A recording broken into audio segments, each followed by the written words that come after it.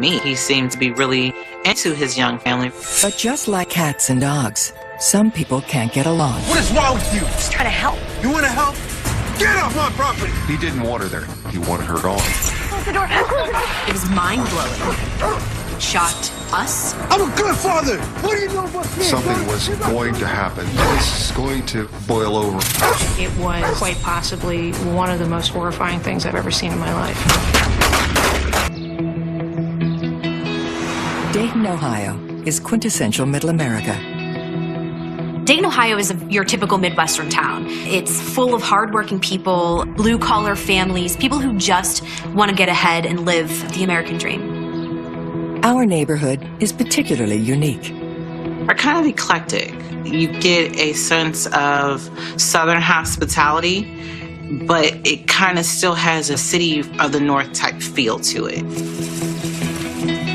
Klonda Ritchie has lived in Dayton all her life and is very proud of her home. Klonda's house on the outside was very, very well kept. Her yard was mowed. She was very house proud. Klonda was feminine, but she was very strong-willed, and she was powerful in her determination to do what she wanted. Klonda works at the local child services agency, but that's not the only thing that keeps her busy. She shares her home with her cats, and there's a lot of them. She worked with the Dayton Humane Society and would take in sick animals. In fact, her home isn't big enough for all her pets, so she actually bought another one down the street. That house exclusively cats. That was literally her cat's house. Klonda starts her day at 4 a.m. to make sure her feline friends are cared for. She would go over to that house every day and feed them. From there, her busy schedule moves like clockwork. Yet she still finds time for love. After 20 years apart, Klonda has recently reunited with old flame, Doug Yonke. It was as though time had stopped. She was just as interesting and energetic as she was 20 years earlier. Klonda was a dance instructor, so she was good at showing me how to dance. She could do anything. She was talented. She was a great cook, too. Love me, love my cats. oh. I think one of the things that Klonda had in common with me was we could make hours go by just dealing with the cats. Oh, no. With her love life heating up and her beloved cats all around, Klonda has never been happier. Her pets even get to use the empty house next door as their playground. There's a lot of vacant houses in that area. You can tell that this is a side of town that was hit pretty hard by the recession. Now our neighborhood is on its way up again, and people are coming back. Julie Castor and Andrew Nason are excited to be moving in beside Klonda. They were able to snap up the long derelict home at a good price. Andrew. Andrew works in sales, and Julie is a nurse. Hi. Hey. I'm Klonda. Andrew. Hi, nice to meet you. Together, they're raising 3 kids, Dylan, Lacey, and baby Amy. Your house has been empty for so long. Yeah, we got a good deal on it. And we need this space, too. Julie and Andrew were a basic young couple, and Andrew seemed like a pretty decent person. Oh, I've got something for you guys. He seemed very nice to me. He had a young family, and he seemed to be really into his young family, really into taking care of them and providing for them. Come here, look at you. One thing the new neighbors have in common is that they both love animals. Julie and Andrew had dogs. They were small puppies. They seemed to be pretty playful, jumping around, little happy dogs. It appears cats and dogs can get along, at least for a little while.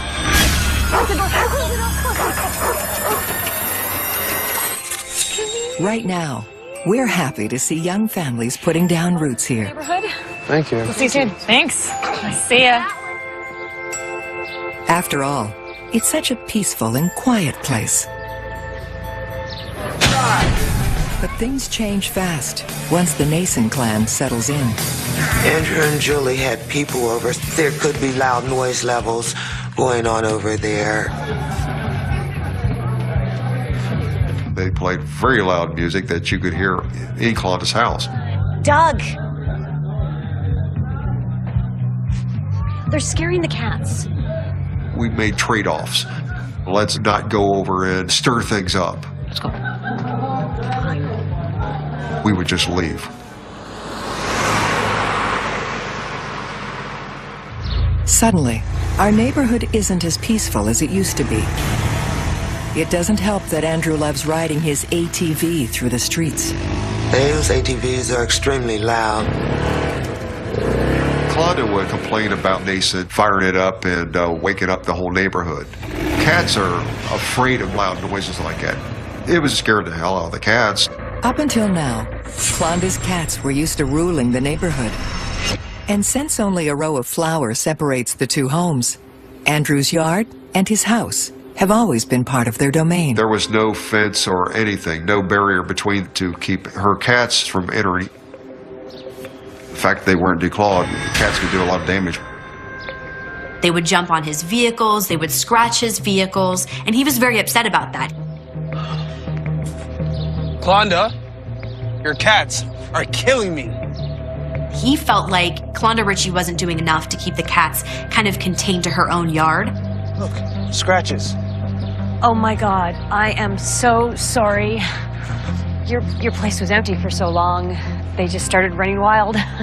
Klonda had told Andrew, that was my cat's house. That was my cat's property. But you're here now. They'll learn. And Andrew didn't like that. Make sure they do. Okay? Andrew Nason said, "You got these damn cats in my yard." She got too many cats over there. That's what started the arguments. Andrew isn't the only one who has a problem with Klonda's cats. Klonda felt like that was her neighborhood. That was her cat's neighborhood. She took the stance that they could do what they want. Andrew doesn't feel that way. And how long have you had this set up down here for? Since I've been here, 25 years. And not long after her cats scratch up his ATV, a city inspector shows up at Klonda's house. They had reports of a little kid's wading pool that was full of litter in the basement, which she did have.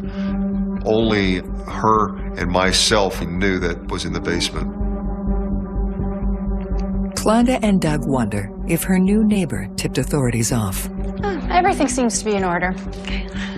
Luckily, the inspector finds nothing wrong, but now Klonda is suspicious of Andrew.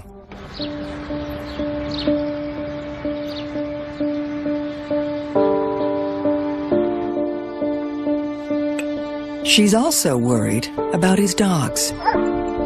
And they'd be on the back porch next door, howling or barking. And she thought they were hungry or thirsty. Hey, buddy. Klonda was a person that couldn't stand animals suffering in any way.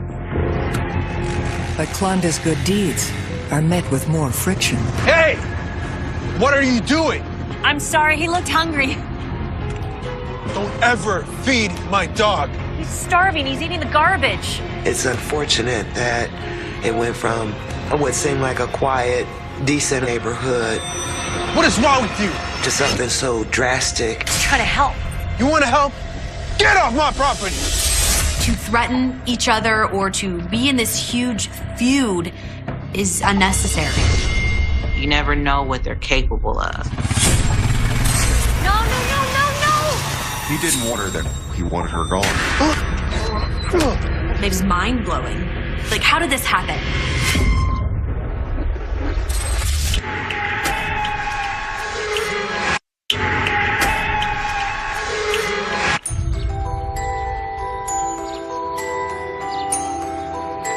Neighbors should get along. You have to live there. You're gonna live there. Why be miserable? Klonda Ritchie was used to having her way around our neighborhood. Oh, hey! Andrew. That changed when Andrew Nason and Julie Castor moved in next door. I'm Klonda. Andrew, Hi, nice. There was always something between them. scratches. Oh my God. Sorry. They'll learn. Please make sure they do. It seemed like everything was okay. And then out of nowhere, there would be a blow up. Don't ever feed my dog. He's starving. He's eating the garbage. Kalonda had issues with Andrew. What is wrong with you? He's trying to help. You want to help? Get off my property! There was a lack of respect between the two of them, and that made it worse. Andrew may not get along with Klonda, but he has no problem making friends with the rest of the neighborhood. Can we help you with something, Klonda? Watch it doesn't sick her cats on you. It's almost as if he's turning the community against her. Despite the animosity, Klonda still lets Andrew use her driveway. Andrew Nason, he used to come up her driveway and cut over into his yard. Klonda Ritchie claimed that Andrew Nason mowed down her peonies. No. What? They're ruined. They had been there for years upon years. They're on my property anyways. They're on my property. They've been here for 20 years. And she felt that he did it intentionally. I'm sorry. It was an accident. And she was very upset about that. She felt pride in her property, and I think she felt like he violated her rights. The tension between the two neighbors escalates quickly. And according to Klonda, this is only the beginning. The dog next door that was chained up was barking and barking. Klonda called me. Barking, huh? What's wrong with you? And she told me that she thought Andrew Nason had beat the dog. She thought the dog was being abused in any way. She'd stand up for him. Klonda called the Animal Resource Center.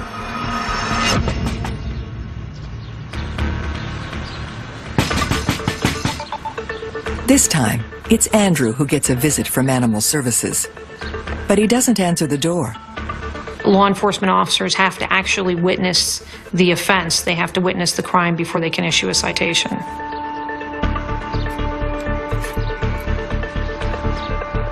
If the dogs were not visible, the only thing they could do was leave a note on the door, asking the owner to call them when they returned home.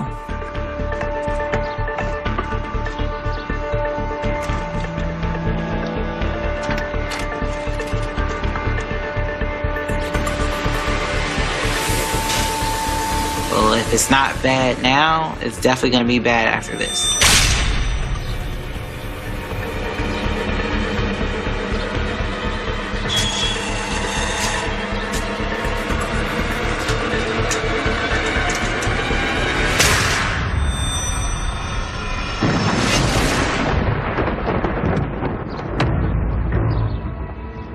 When Klonda comes home from work the next day, it looks like someone has retaliated. And it seemed like the issues that she had with Andrew were getting worse. I just remember thinking to myself, this isn't good. A truce needs to be called. They just don't need to deal with each other. Klonda's boyfriend, Doug, decides to step in and play peacemaker. I had in mind that I was going to talk to this guy and tell him that let's solve this problem. Let's keep this from escalating, you know. Once again, Andrew doesn't answer the door. The two never talk, and the hostility mounts. Eventually, something was going to happen. Klonda is especially concerned about Andrew's son, Dylan. Klonda Ritchie was not only worried about Andrew Nason acting in an aggressive manner, but she was also worried about the kids. A dead squirrel had been left almost like an offering. Klonda felt like it was trying to intimidate her. She fears Dylan is letting it be known that her cats will meet the same fate as the squirrel. She took that personally because her cats are basically an extension of her. Klonda decides to protect herself, and more importantly, her pets. Klonda built this fence that totally enclosed her backyard. It does nothing to ease tensions. In fact, it only seems to make Andrew angrier. I think despite all the efforts Klonda made to protect her property, there was still fear. And a chain-link fence won't keep her home safe for very long.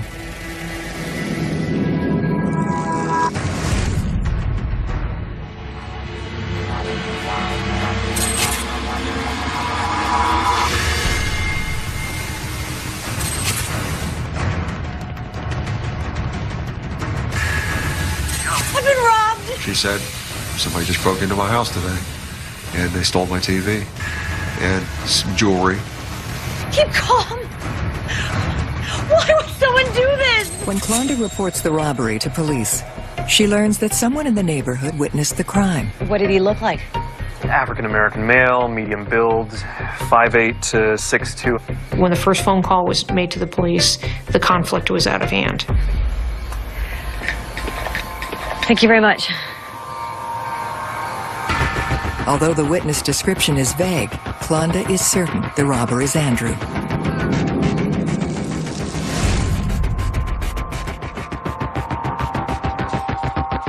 At work the next day, she decides to dig into her neighbor's past.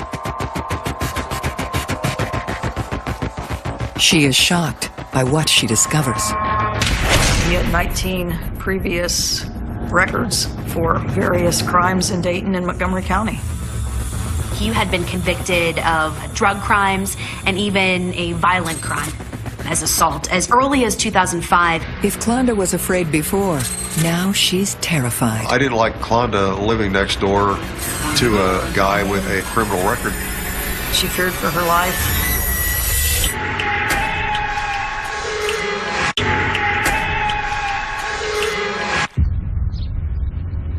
The situation between Nason and Klonda, it just simmered.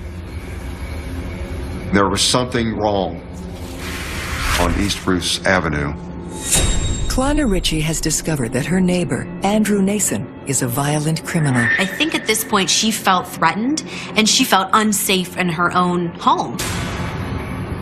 It puts a sense of fear in you that you didn't have before. After her home is broken into, Klonda takes steps to protect herself. Klonda had bought a security system that came with 4 cameras. She had one she installed to watch her property, and the other 3 facing the Nason side.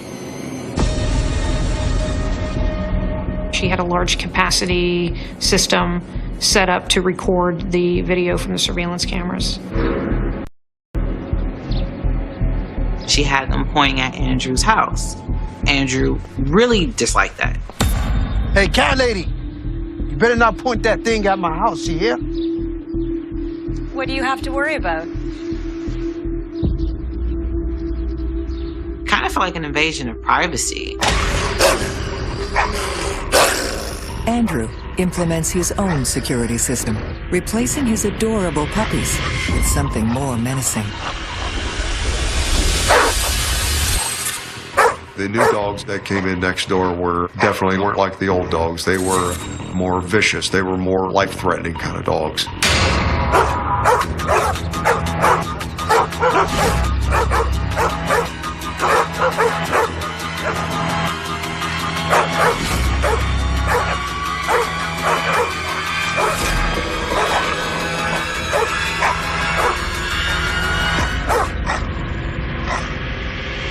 We thought Klonda would avoid the new dogs. Instead, she tries to make friends with them. Hey guys. That was Klonda. She cared deeply about animals. Even though she feared them, she still cared about them. She felt sorry for the dogs, and she thought they were hungry, so she'd make them peanut butter sandwiches and throw it over to them. This dog was going to tear her arm off, and she took food out. The dogs will take the food, but they aren't about to make nice with Klonda. And it's not long before they start exploring their territory.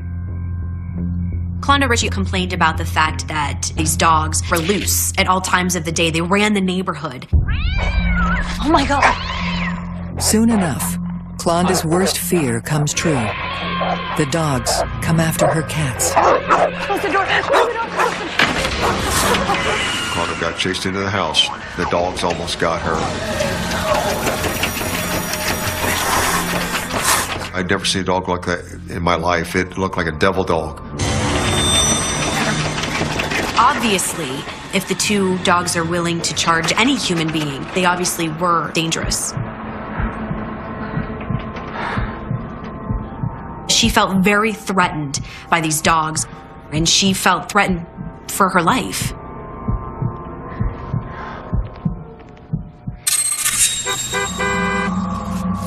Clonda isn't only concerned about her own safety, she's also anxious about Andrew and Julie's children. Clonda felt that his kids were not being properly supervised.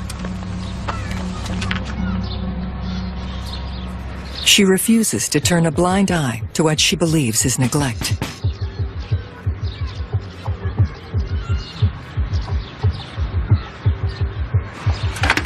What do you want? Clonda would start things sometimes. She would start a confrontation. I'm concerned your kids are gonna get hit. Sometimes she would just come over out of nowhere and she would say things. Clonda is compelled to make a report. She contends she's only looking out for the kids. But it adds fuel to the fire.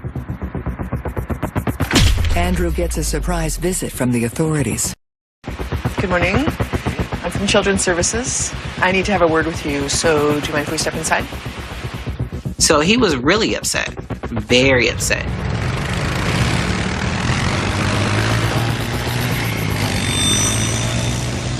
Andrew Nason took the ATV, rode up toward her, You got a problem with my kids now? Huh? making comments to her that made her feel very threatened by his actions. I'm talking to you, lady. You got a problem with my kids now? You call child services on my kids? What's wrong with you? Come back here. I'm talking to you, cat lady. Come out here. He knew that she was alone. He knew that there was nobody that could do anything about it. Go! Come back here.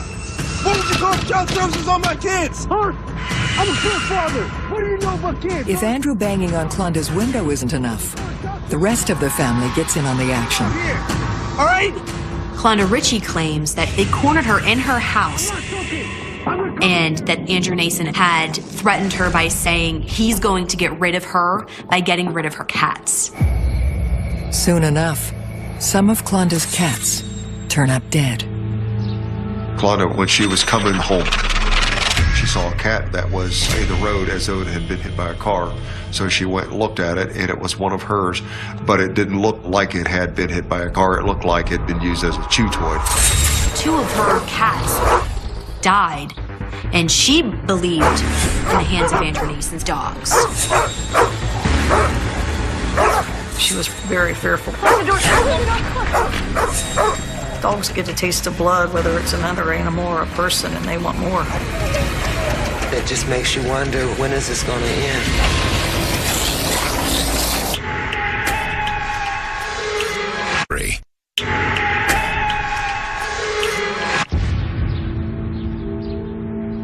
When you have this type of feud going on and things are pretty intense between the two neighbors, you often wonder, why didn't somebody just move? Clonda Ritchie believes her neighbor, Andrew Nason, used his dogs as a weapon to kill two of her cats. Clonda Ritchie was very proud of her property. And Andrew Nason, I think he was very proud of owning his own home. Neither of them wanted to leave. The chain link fence she built previously isn't enough to make Clonda feel safe. She has no choice but to fortify her home. She told me that she was not going to be run out of her house. Looks good. Mrs. Ritchie commissioned the building of a fence around her entire backyard. She extended this fence all the way down her driveway as far forward as the city would allow her. But her attempts to protect herself only push Andrew over the edge. What are you doing? I'm building a fence on my driveway. How am I supposed to get into my yard? Those days are over. Where am I gonna park my ATV? It's not my problem. It did prohibit him from driving his ATV into his yard. We'll see about that. He was upset by the fact that she would do that. As a construction worker is putting up her 8-foot privacy fence between her home and Andrew Nason's home, the dog is on a short chain and would bark at the construction worker.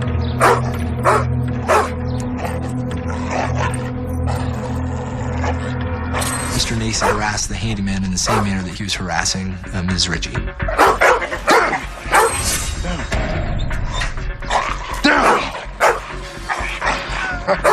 He quit working on the job because he felt very threatened by the dogs. And he said that this job wasn't worth his life. Wait, where are you going? Sorry, lady.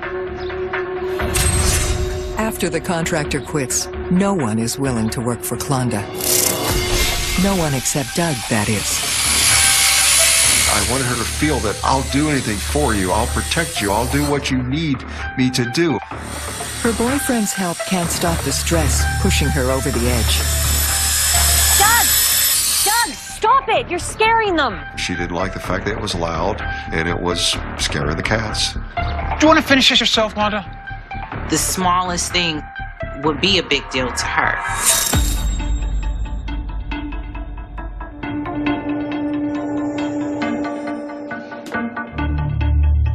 She had a total change in her life. Dancing was one of the joys of her life. She never danced anymore.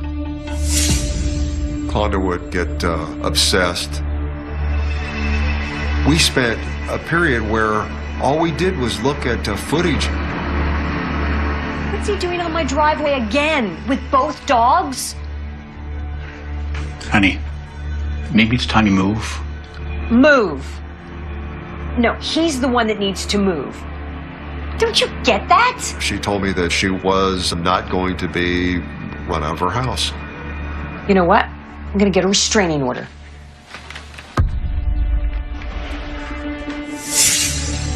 In addition to the 8-foot privacy fence and the surveillance cameras around Klonda Ritchie's property, she did try to protect herself in other ways. She filed for that restraining order.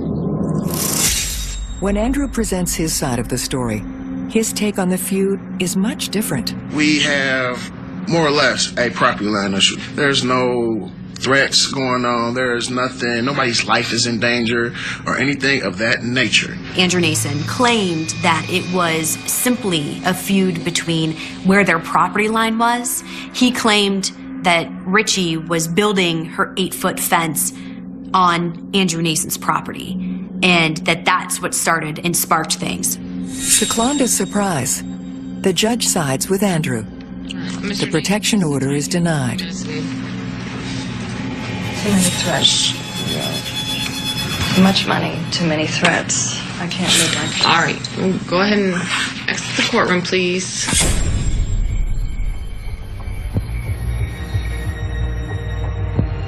After the protection order was declined, Klonda was depressed. I've never seen Klonda that down. Klonda Ritchie felt like they didn't help her. I think there was a feeling that the system had failed. Then, a tragic accident takes the feud to a whole new level. Contacting Fairfield. Okay, that's fine. Andrew's daughter had fallen down the steps. She was hurt really, really badly. The girl was in a comatose state. She had a really bad brain injury. Andrew, be strong, man. All right. It bothered me because to see a little girl so active and playful, and then to see her unable to move, it was pretty sad. As his daughter Lacey is rushed to the hospital for life-saving surgery, Andrew is taken into custody. Andrew Nason was arrested for suspicion of child endangering.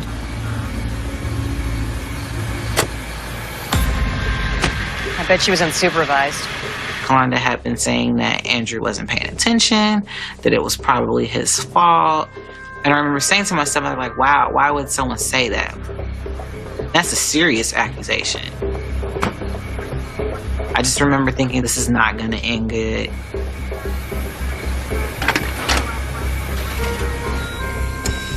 Lacey faces several operations and a long recovery.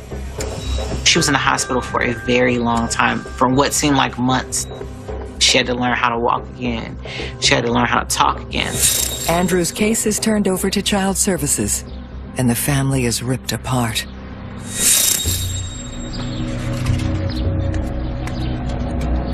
The children were removed from the Nason home.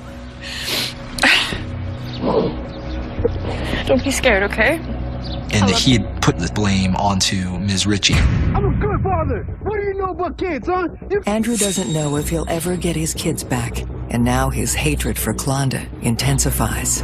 The situation just simmered, and I always felt something was going to happen. This is going to boil over. He knows when Klonda leaves for work every day, and this time he's waiting for her. Been talking to your friends at Child Services. Huh? You're in for a big surprise, cat lady. Klonda said that he made the comment that one of these days he'd just turn them loose and she'd be their feed. Times are dangerous now. It's unfortunate that it went from what seemed like a quiet, decent neighborhood to something so drastic.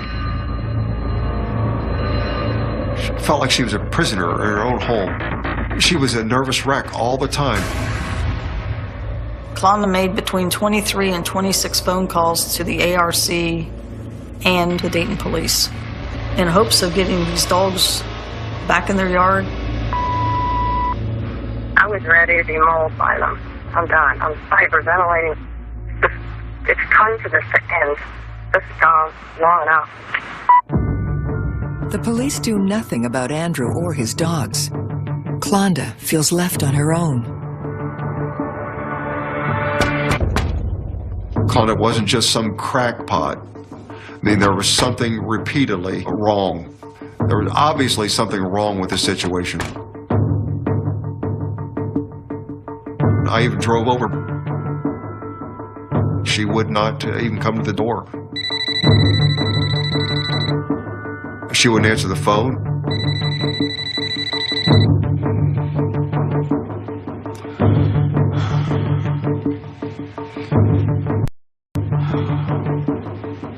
The most tragic aspect of this case is that Klonda Ritchie did everything we asked people to do. She made use of every resource available to her, but it had escalated beyond mediation. Nothing in my toolbox, nothing in my experience prepared me for the outcome.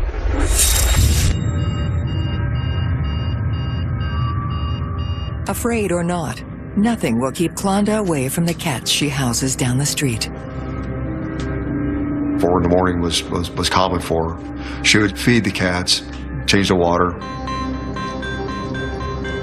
You knew right when she was going to work and when she would be home from work. But today, her journey is going to take an unexpected turn. I found it very suspicious that the dogs were out at that hour.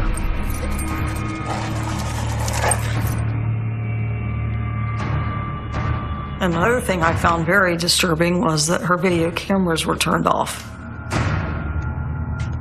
And her video cameras were never turned off. They ran 24/7. You knew that something was terribly wrong. On this freezing winter morning, Klonda's worst fear is about to come true. One might think maybe she's crying wolf. Maybe she cried wolf so many times that nobody wants to take her seriously. But she wasn't crying wolf. She needed to be held. She was trapped. She was trapped. She was bait. It was quite possibly one of the most horrifying things I've ever seen in my life.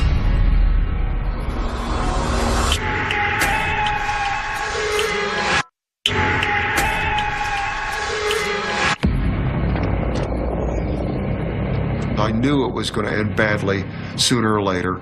I never realized this was ever going to go this far. At 4 a.m. on a wintry morning, Klonda heads out to feed her cats. But this time, Andrew Nason's dogs are waiting for her. Ultimately, the fence she built to protect herself works against her. She was trapped. I mean, she was between two walls. She was trapped. She was bait. A very violent attack against her.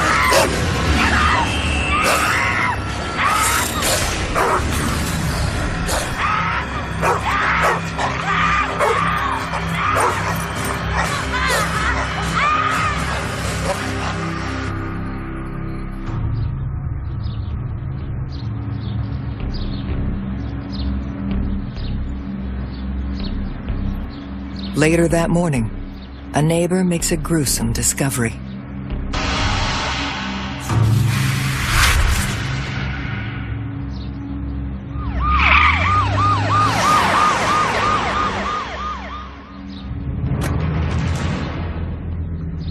The first thing that stood out to me was the large pools of blood. There were just small pieces of clothes having been ripped to shreds all over the scene. I've seen a lot of homicide scenes, and this was very bloody. Obviously, it was very gruesome. It was pretty evident to us that the victim had been mauled to death by the dogs. Ultimately, it was a very slow death. There was a witness who said that she heard screaming about the same time as the incident. She had been screaming for 20 minutes. There were no calls to the police. There was no intervention. It was sickening. Police are faced with a troubling question. How come no one came to Klonda's rescue? Especially since Andrew and Julie's bedroom window is just a few feet away from the scene of the attack. And that they had to have heard her. And why wouldn't they have responded to her screams? Many are convinced they were the ones who let the dogs out in the first place. Klonda's greatest fear was the dogs would kill her. There was blood all the way up and down the driveway. They tried to attack the police officers. Whoa, whoa, whoa, whoa, whoa, whoa. The officers were forced to shoot the dogs.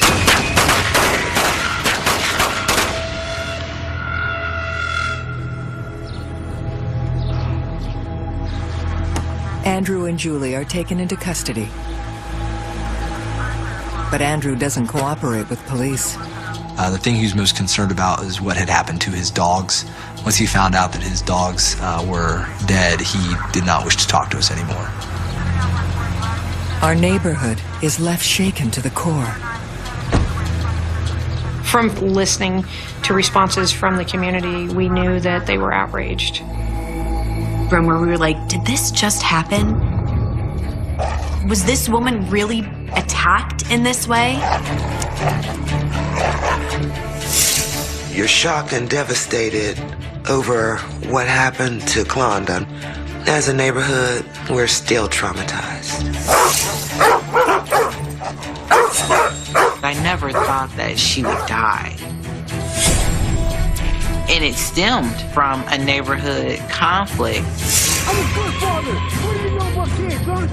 That's sad. Shooting her with a gun would have been more humane, less painful. She'd have suffered less. Andrew Nason and Julie Castor face charges of reckless homicide and 3 years in prison. But there is no way to prove they actually let the dogs out themselves. When police search Klonda's home, they discover her surveillance cameras weren't operational. The DVR was unplugged. The outlet that it was plugged into was a very loose-fitting outlet. However the device became unplugged, it means that Klonda's mauling was not recorded. This lack of video evidence makes it difficult to proceed with charges against Andrew and Julie. The case was presented to the grand jury, and the grand jury failed to indict on that charge. Ultimately, all they were charged with was failing to control the dogs, which is a misdemeanor in the city of Dayton in the state of Ohio. Andrew Nason and Julie Castor plead no contest to the misdemeanor charges. Andrew is given 150 days in jail. Julie gets 90.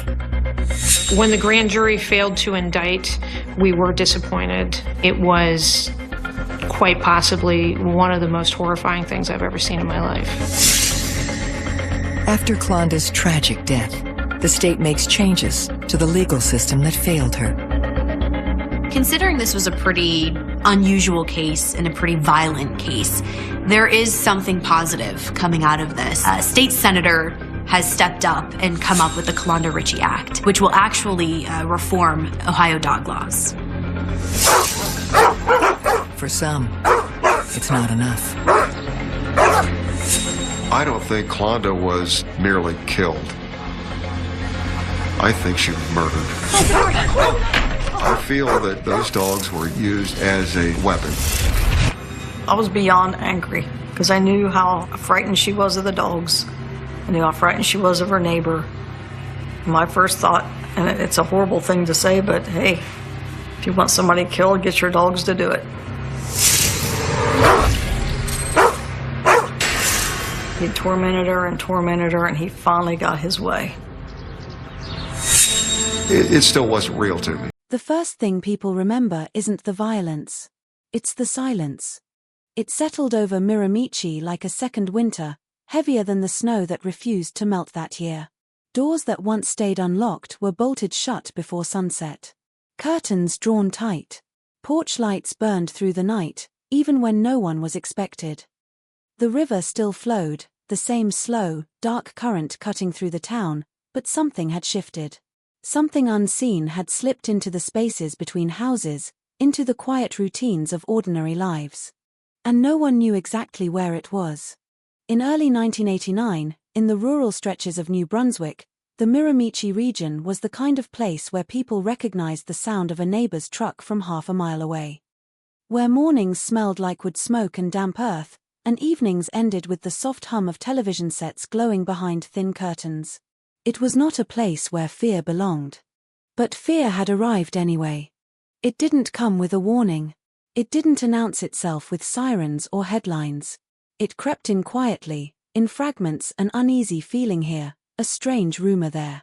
A story passed between neighbors about something that didn't quite make sense. A door found slightly ajar. Footprints where no one should have been. At first, people dismissed it. Small towns survive on routine, on the belief that bad things happen somewhere else. Somewhere bigger. Somewhere louder. But then the first body was found.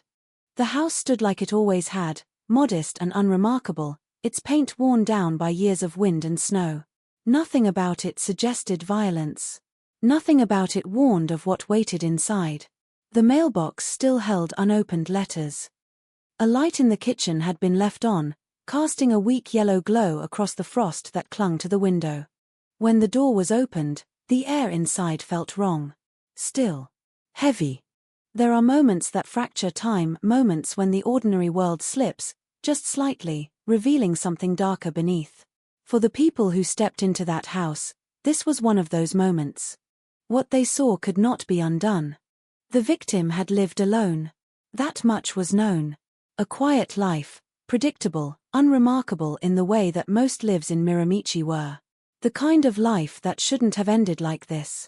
The kind of life that should have faded gently into old age, not been torn apart in a single night. But the scene told a different story. There were signs of struggle, but not the kind that ends quickly. This had taken time. There was intention in it. Movement. Force. Something deliberate and deeply personal, even if the victim had never known the person who stood over them in those final moments. That was the first realization that spread through the investigators like a chill. This wasn't random in the way accidents are random. This was chosen. And whoever had done this had taken their time. Outside, the town remained unaware. Cars passed by. People went about their day. But within hours, the ripple had begun. Police tape appeared where none had ever been before. Neighbors watched from behind glass, their curiosity sharpening into something closer to dread. Because in a place like Miramichi, violence doesn't stay contained. It doesn't belong to just one house. It belongs to everyone. The news spread quickly, but not clearly. Details were scarce, fragmented, whispered from one person to another. Each retelling added something new, something more unsettling. By nightfall, the story had already begun to change, to grow teeth.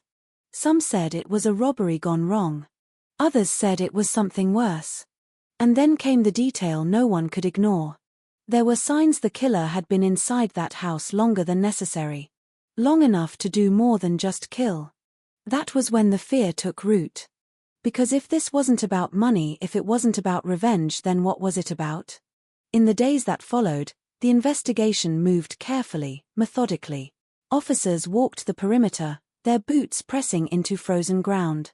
Every inch of the property was examined, documented, preserved. Inside, the house became a puzzle of blood patterns, disturbed furniture, and unanswered questions. There were no immediate suspects. No clear motive. Just a growing sense that something had entered this quiet town and was not finished. What the people of Miramichi didn't know yet, what they couldn't know, was that this was only the beginning. That somewhere, not far from where they slept, a man was moving through the darkness with purpose. Watching.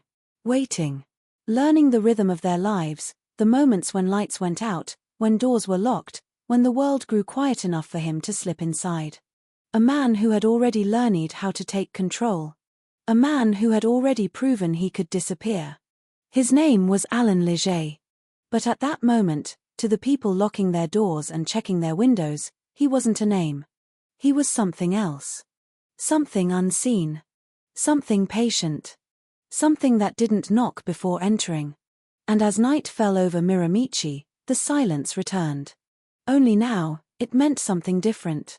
Long before fear settled into its bones, Miramichi was defined by something quieter, something steady and almost stubborn in its simplicity. It was the kind of place that didn't change much, not in ways that mattered. The river ran the same path it always had, dark and wide, carrying with it the weight of seasons, of history, of lives lived without spectacle.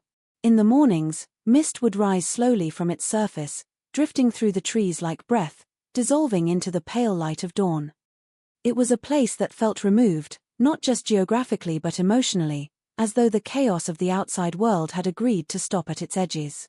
In 1989, the Miramichi region in New Brunswick still held onto an older rhythm. Days began early, shaped by work that demanded consistency rather than ambition. Logging trucks moved along narrow roads carved between dense forests, their engines echoing faintly through the cold air. Small shops opened at predictable hours, their windows displaying the same goods week after week. People greeted each other by name, not out of politeness but because there were no strangers, not really. Everyone belonged somewhere, and everyone knew where that somewhere was. The houses reflected that same quiet permanence. Modest structures, many built decades earlier, weathered but resilient. Paint faded under years of harsh winters, wood creaking softly as temperatures shifted. Front yards weren't manicured for appearance but maintained out of habit. Tools leaned against sheds, bicycles lay abandoned in patches of grass, and screen doors slapped shut with a familiar, comforting rhythm. At night, the town dimmed in a way that larger places never could. Streetlights were sparse, casting small islands of yellow light that barely pushed back the darkness. Beyond them, the world slipped into shadow. Trees became silhouettes, their branches stretching into the sky like thin, reaching fingers. The river turned black, absorbing what little light remained. And the sky on clear nights opened wide, scattered with stars that felt close enough to touch. It was in that darkness that people slept without fear. Doors were often left unlocked, not out of carelessness but out of trust. The idea that someone might force their way inside, that violence might arrive uninvited, felt distant. Unreal. Even unnecessary to consider. The worst things that happened here were small, manageable, contained. A dispute between neighbors. A theft quickly resolved. Nothing that lingered. Nothing that transformed the place itself. But beneath that calm surface, there were fractures. Not obvious ones, not the kind that drew attention, but subtle tensions that existed in any isolated community. Economic struggles that didn't make headlines but shaped daily life. Young people leaving for cities, chasing opportunities that Miramichi couldn't offer. Those who stayed carried a quiet resignation, a sense of endurance rather than expectation. And then there were the individuals who didn't quite fit. Every town has them. People who move through the same spaces but remain just outside the shared understanding of who belongs. They're known, but not truly known. Recognized, but not trusted. Their names might come up in conversation, followed by a pause, a slight shift in tone, as if something unspoken hangs just beneath the surface. Alan Leger had been one of those names. Before 1989, he wasn't a mystery. He was a problem that had already been identified, already dealt with, or so it seemed. His past wasn't hidden. It was documented, processed through a system designed to contain men like him. Armed robbery. Violence. A pattern that suggested escalation rather than reform. He had moved through the criminal justice system in a way that felt routine, predictable. Arrested. Charged. Incarcerated. Contained. For the people of Miramichi, that was enough. The system had done its job. Whatever danger he represented had been removed, placed behind walls that were meant to hold not just his body, but his potential for harm. Life outside those walls continued without him. His name faded from daily conversation, becoming just another story, another example of something that had happened but was no longer happening. But systems rely on assumptions. On the belief that procedures will be followed, that risks can be measured, that outcomes can be controlled. And sometimes, those assumptions fail. The prison where Leger was held operated under the same quiet confidence that defined the region around it. Security was present, but it wasn't designed for spectacle. It was built on routine, on the expectation that most days would pass without incident. Guards followed schedules. Doors opened and closed at designated times. Movements were tracked, monitored, recorded. Predictability creates safety. But it also creates opportunity. By the time 1989 arrived, nothing about the environment suggested that it was about to be tested. There were no warnings that felt urgent enough. No signs that stood out against the background of normalcy. Even the idea of a violent escape seemed distant, something that belonged in stories told about other places, other systems, other failures. And yet, within that structure, within that routine, a gap existed. Not large enough to be obvious. Not obvious enough to be corrected. But enough. When Leger complained of illness, it didn't immediately raise alarms. Prisoners get sick. They require medical attention. There are procedures for that, too. Controlled movement. Supervision. Temporary transfers to facilities better equipped to handle health issues. The hospital, unlike the prison, was not designed to contain danger. It was open, accessible, structured around care rather than control. Its hallways were brighter, its doors less restrictive. The presence of guards provided a layer of security, but it was thinner, more dependent on vigilance than on physical barriers. It was a different environment. One that required a different kind of awareness. And on that day, something shifted. The transition from prison to hospital created a moment, a brief intersection of systems, each operating under its own assumptions. In that moment, control loosened, just slightly. Enough for someone determined, someone observant, someone willing to act, to see what others did not. Leger didn't need chaos. He didn't need distraction on a grand scale. He needed timing. The details of what happened next would later be examined, dissected, reconstructed with careful precision. Every movement analyzed, every decision questioned. But in the moment itself, it unfolded quickly, almost quietly. A guard overpowered. Control seized. And then movement. Escape is rarely dramatic in the way people imagine. It doesn't always involve alarms blaring or immediate pursuit.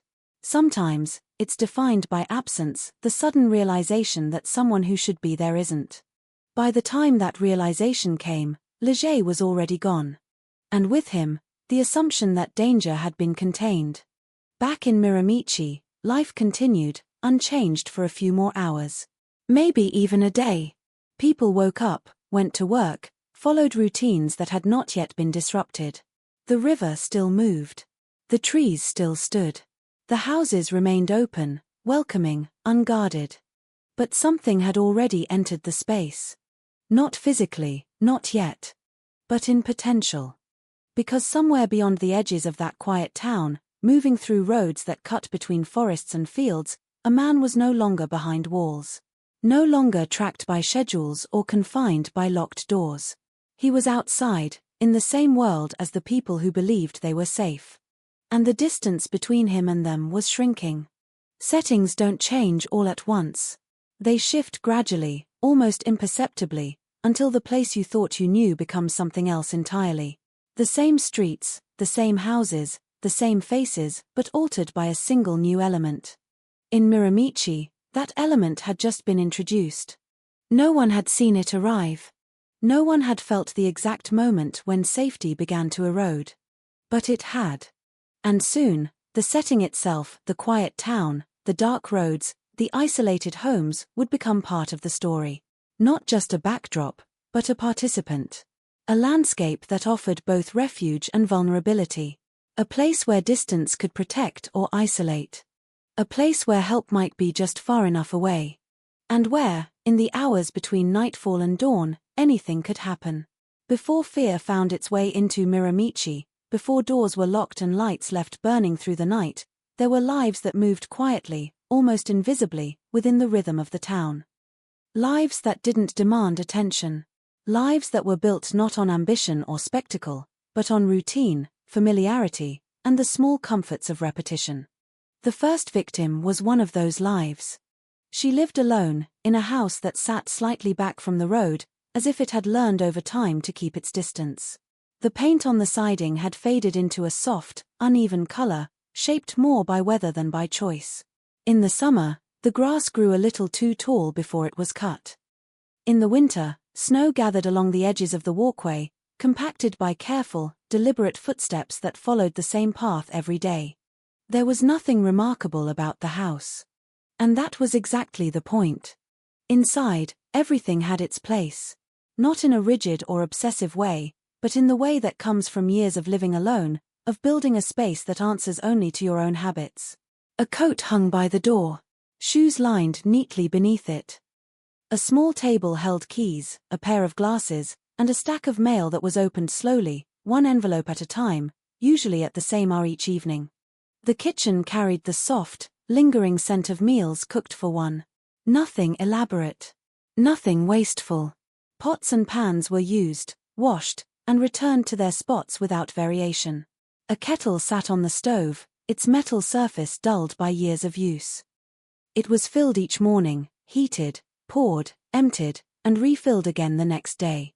These details seem small, almost insignificant, but they form the outline of a life. A life that was steady, predictable, safe.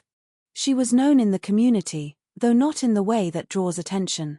People recognized her. They knew where she worked, knew the hours she kept, knew that she would appear at the same places at the same times.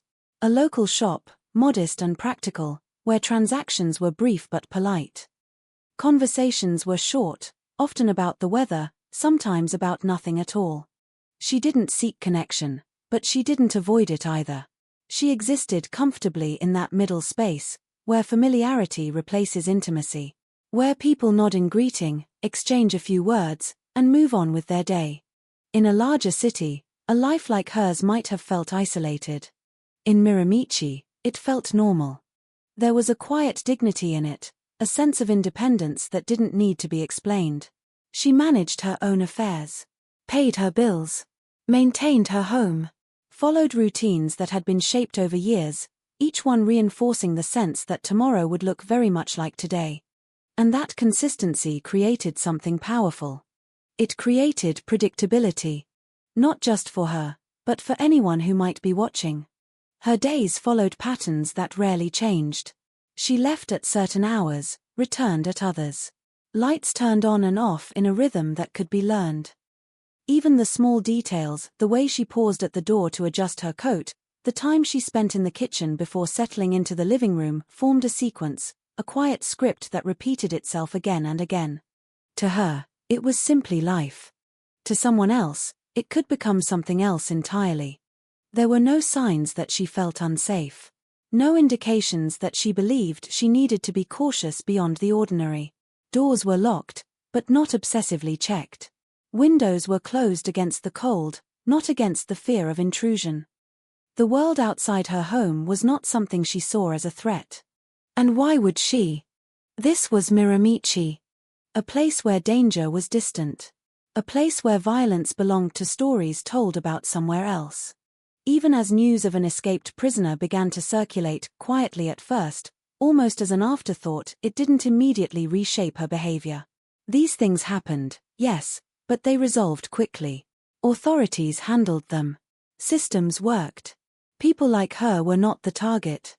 The idea that someone might choose her, might enter her space, might disrupt the careful order of her life, felt too unlikely to consider. But danger does not always announce itself in ways that demand belief. Sometimes, it waits. It watches. It learns. The night it happened was not unusual, at least not at first. The air carried the same cold stillness that had settled over the region for weeks. The kind of cold that sharpens every sound, that makes the world feel brittle, as if it might crack under pressure. The sky was dark, heavy with the absence of light, clouds obscuring even the faintest trace of stars. Inside her home, the routine unfolded as it always did. A meal prepared and eaten. Dishes washed and set aside to dry. A brief period of quiet, perhaps spent reading, perhaps watching television, the soft glow of the screen filling the room. Time passed in measured, familiar increments. At some point, she moved through the house, turning off lights, checking doors, preparing for sleep. Each action performed without hesitation, without fear, guided by habit rather than concern. And then, at some moment that no one would ever be able to pinpoint exactly, that routine was interrupted. Not by something loud or immediately violent, but by presence. It's difficult to reconstruct what she might have felt in those first seconds. Whether there was confusion before fear. Whether she heard something, a floorboard shifting, a door opening, or whether the realization came all at once, a sudden understanding that she was no longer alone. What is known is what followed. There was a struggle. Not a brief one, not something that ended quickly or cleanly. The evidence would later show movement through the house, signs that she tried to resist, to escape, to reclaim control of a situation that had shifted without warning. Furniture displaced. Objects knocked aside. The quiet order of her home disrupted in a way that spoke of urgency, of desperation. She was not passive. She fought. But the person who had entered her home had come prepared for that possibility. There was force in the attack, a level of violence that suggested not just intent, but anticipation. This was not someone reacting in the moment. This was someone who understood what resistance might look like and how to overcome it. Time stretched. Moments that should have passed quickly instead lingered, drawn out by the imbalance of power, by the determination of one person to survive and the determination of another to control. And eventually, that struggle ended. Not because she stopped trying, but because she no longer could. What remained after was not just the absence of life, but the presence of something else. Something that would be felt long after the physical evidence was documented and removed. A sense that the boundaries people rely on, the walls of a home, the locks on a door, the routines that create safety, are not as absolute as they seem. When her body was found, it was not just a discovery. It was a rupture. For the investigators, it marked the beginning of a case that would grow more complex with each passing day. For the community, it was something more immediate, more personal. A realization that the world they understood had changed. Because this wasn't just about one victim. It was about what her life represented. She had done everything right. Lived carefully. Maintained her independence. Followed the unspoken rules that had always been enough to ensure safety. And it hadn't mattered. That was the part that stayed with people. Not just the violence, though that was impossible to ignore, but the randomness. The absence of reason. The understanding that if it could happen to her, someone so ordinary, so embedded in the fabric of the community, then it could happen to anyone. In the days that followed, her name would be spoken more often, but never loudly. It would appear in conversations that trailed off before reaching a conclusion, in moments of silence that carried more weight than words. People would remember small details about her, fragments of interaction that suddenly felt more significant than they had at the time. A greeting exchanged in passing. A brief conversation at a counter. A familiar face now defined by absence. Her story would become the first chapter in something much larger, something darker. But it would also remain what it had always been at its core, a life lived quietly, ended violently, and remembered not for how it ended, but for how it existed before that ending was taken away. And in that memory, in those small, ordinary details, there was something that the violence could not erase. A reminder of what had been lost. And what could never be restored. Night in Miramichi did not fall all at once. It crept in slowly, as if reluctant to disturb the fragile calm that settled over the town at the end of each day. The last traces of daylight lingered along the edges of the horizon, fading into a deep, muted blue before finally dissolving into darkness. By the time the night fully arrived, it brought with it a kind of stillness that felt almost deliberate, as though the world itself had decided to pause. On that night in 1989, in the quiet stretches of New Brunswick, everything appeared exactly as it should have been. The roads were empty, save for the occasional passing vehicle whose headlights briefly cut through the dark before disappearing again. Houses stood quietly, their windows glowing softly from within. Inside, people moved through familiar routines, unaware that something had already begun to unfold beyond their walls. Somewhere within that darkness, Alan Leger was moving. There was no urgency in his movements, no visible panic that might betray the fact that he was a fugitive, a man who had slipped through the confines of a system designed to hold him. Instead, there was something far more controlled, something measured. He moved with purpose, guided not by impulse alone but by observation, by an awareness of the environment that surrounded him. He had been outside long enough to understand the rhythm of the place. To recognize which houses were occupied, which were empty. To notice patterns, lights turning off, doors being locked, routines repeating themselves with quiet reliability. These were not random details. They were information. And in the hands of someone like him, information became opportunity. The house he approached that night did not stand out. It did not need to. It was enough that it fit the pattern. A single occupant. Predictable habits. Limited visibility from the road. No immediate neighbors close enough to notice small disturbances. The kind of place where a disruption might go unseen, unheard, or at the very least, misunderstood. He did not rush. There is a particular kind of patience that exists in people who commit acts like this. It is not calm in the traditional sense, but it is controlled. Focused. The kind of patience that allows someone to wait for the right moment, to choose not just the target, but the timing. He waited until the house had settled into its nighttime quiet. Until the lights inside had dimmed. Until the movements within had slowed. And then, he moved closer. The air was cold, sharp against the skin, carrying with it the faint scent of wood smoke from distant chimneys. Frost had begun to form along the edges of windows, creeping outward in delicate, fragile patterns that contrasted with the solidity of the structures they clung to. Nothing about the exterior of the house suggested what was about to happen. No sign of intrusion. No warning. The entry itself was not dramatic. There was no shattering of glass that echoed through the night, no forced break that would immediately draw attention. It was quieter than that.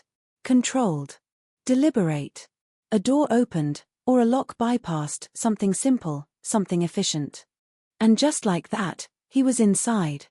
The transition from outside to inside is often where the true nature of an incident begins to reveal itself. Outside, there is distance, possibility, the option to turn back. Inside, those options narrow. The space becomes contained. Personal. He stood there for a moment, adjusting to the environment, to the subtle differences in sound and light. The air inside carried warmth, a contrast to the cold he had left behind. There were smells, faint traces of food, of fabric, of a life lived within those walls. And somewhere in the house, the occupant remained unaware. At least for a moment. The first indication that something was wrong might have been small. A sound that didn't belong. A shift in the air. The kind of subtle change that doesn't immediately register as danger, but interrupts the sense of normalcy just enough to draw attention. A pause. A hesitation. And then, realization. It's in that transition from uncertainty to understanding that fear takes shape. Not all at once, but in fragments. The recognition that something is out of place. The awareness that you are no longer alone. The instinctive calculation of what that might mean. By the time the victim understood, it was already too late to prevent what came next. The confrontation was immediate, but not chaotic in the way one might expect. There was movement, yes, but it was directed. Intentional. Leger did not stumble into the situation, he controlled it. He closed distance quickly, reducing the space in which resistance could occur. The victim reacted. That much was clear. There were signs, later documented, analyzed, preserved, that showed an attempt to fight back, to resist, to reclaim some measure of control. Objects were displaced. Furniture shifted. The neat order of the home fractured under the force of what was happening. But resistance requires balance, strength, opportunity. And in that moment, those things were unevenly distributed. Leger's actions were not impulsive. They carried a weight of experience, of familiarity with violence that went beyond a single act.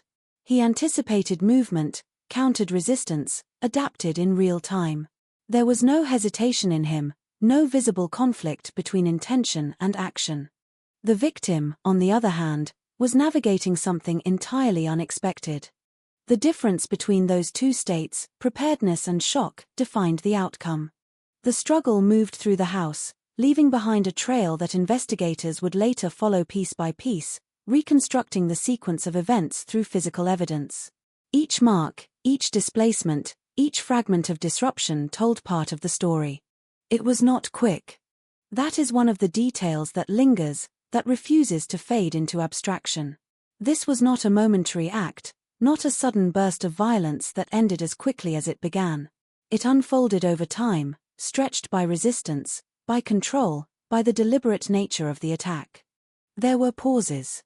Moments where movement slowed, where control was reasserted, where the balance shifted further in one direction.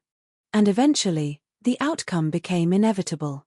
The final moments of the incident are the hardest to define, not because they are unclear, but because they represent a point from which there is no return. The transition from life to death is not always marked by a single action, a single definitive moment. Sometimes, it is the culmination of everything that came before, the result of sustained force, of continued domination. When it was over, the house did not return to silence immediately. There is a kind of aftermath that exists in spaces where violence has occurred. A lingering presence, not visible but felt. The air seems heavier. The stillness, when it comes, feels different. Altered. Leger remained for a time. That detail would later become one of the most disturbing aspects of the incident. The fact that he did not leave immediately, that he stayed within the space he had just transformed, suggests something beyond necessity. There was no urgency driving him out the door, no immediate fear of discovery that forced him to flee. Instead, there was time. Time to move through the house. Time to exist within the aftermath of his own actions. It is in those moments that the nature of the individual becomes most apparent. Not just in what they do, but in what they choose to do after the act itself is complete. Eventually, he left. The same way he had entered, quietly, without drawing attention, slipping back into the darkness that surrounded the house. The cold air met him again, sharp and unforgiving, but he moved through it without hesitation, disappearing into a landscape that offered both concealment and escape. Behind him, the house remained. From the outside, nothing had changed. The structure stood as it always had, its windows dark, its doors closed. There were no visible signs of what had occurred within its walls, no immediate indication that the life inside had been violently interrupted. The world beyond its doors continued. Cars passed in the distance. The river flowed. The night stretched on. But inside, everything was different. The incident did not end when he left. It lingered. In the disrupted space, in the silence that followed, in the absence of movement where there should have been life. And by morning, that absence would be discovered. Not as a single moment, but as a realization that spread outward, moving from the house to the people connected to it, to the community that surrounded it. The incident would become known, defined, categorized. But in its rawest form, in the space between what happened and what was understood, it remained something else entirely. A break in the pattern. A violation of the expected. A moment where the boundaries that once felt solid proved to be anything but. And somewhere, beyond the reach of immediate consequence, Alan Leger continued to move through the same darkness, carrying with him the knowledge that he had done this once and could do it again. Morning in Miramichi arrived the way it always did, quietly and without urgency, as if unaware that anything had changed. The first light came soft and pale, filtering through low clouds and bare branches, touching the frost that clung stubbornly to the ground.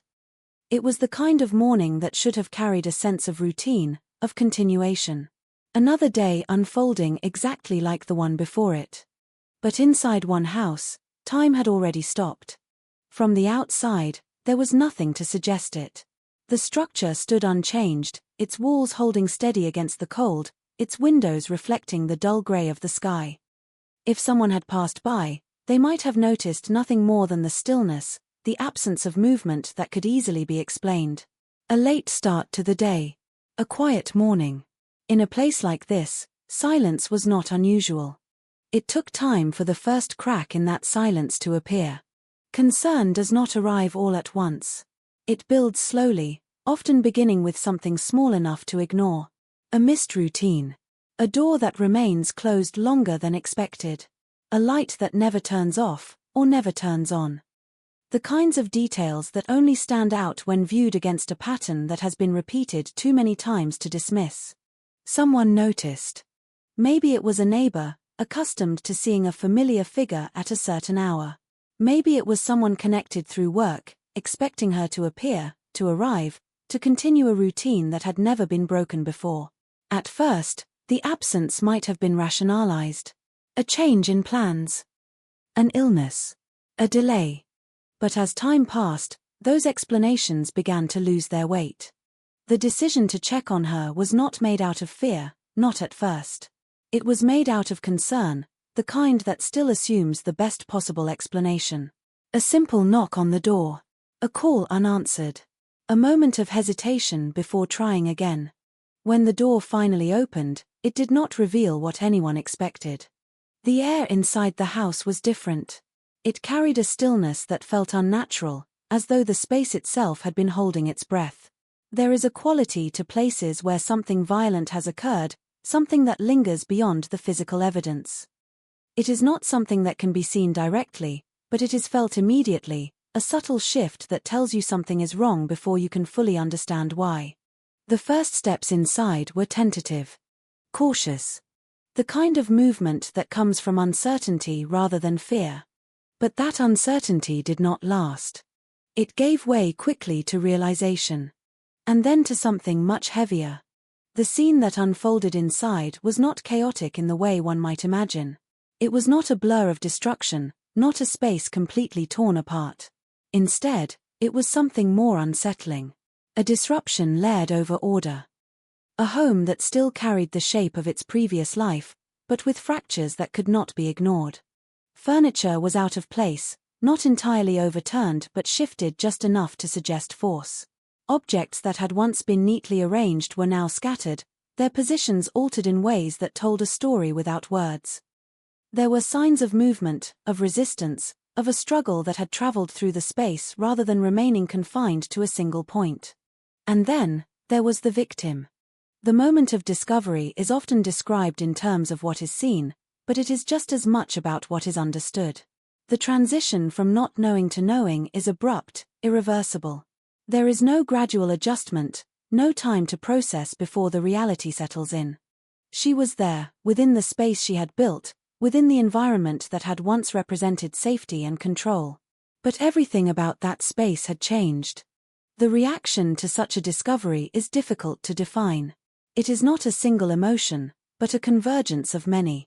Shock, confusion, disbelief. The mind searches for explanations, for ways to reframe what is being seen into something less final, less absolute. But there are moments when that is not possible. This was one of them. Authorities were contacted quickly, though the exact sequence of those first calls would later blur together in memory. What remained clear was the urgency, the shift from concern to emergency, from uncertainty to the recognition that something serious, something violent, had occurred. When the first responders arrived, they did so with the controlled focus that comes from experience. They had seen difficult scenes before, understood the importance of preserving evidence, of approaching each situation with a balance of caution and efficiency. But even for them, there was something about this scene that stood out. Not because of its scale, but because of its nature. The house was secured, its boundaries redefined by the presence of law enforcement. What had once been a private space became a controlled environment, every entry and exit monitored, every movement documented. The transition from home to crime scene happened quickly, but it carried weight. It marked the moment when the incident moved from personal tragedy to public investigation. Inside, the process began. It started with observation. Every detail mattered. The position of objects. The condition of the space. The subtle indicators that could reveal what had happened in the hours before the discovery. Investigators moved carefully, deliberately, aware that even the smallest oversight could mean the loss of something important. There was blood. Not in a way that dominated the space, but enough to confirm what had already been understood. It marked the path of the struggle, appearing in places that suggested movement, resistance, escalation. Patterns began to form, not immediately clear, but present, waiting to be interpreted. There were signs of forced interaction. Not necessarily forced entry, but forced control. The kind of evidence that speaks to a confrontation that did not end quickly. The kind that suggests the presence of someone who was not only willing to use violence, but prepared to sustain it. And then there were the absences. Things that should have been there, but were not. Or things that were there, but not in the way they should have been. These gaps are often as important as the visible evidence, offering insight into what might have been taken, what might have been moved, what might have been left behind unintentionally. As the investigation unfolded within the house, the outside world began to take notice. Police vehicles gathered, their presence impossible to ignore. The quiet street that had once carried only the sounds of daily life now held something else. Something heavier. Neighbors watched from a distance, their curiosity tempered by a growing sense of unease. Questions began to form. What happened? Who could have done this? Why here? Why her?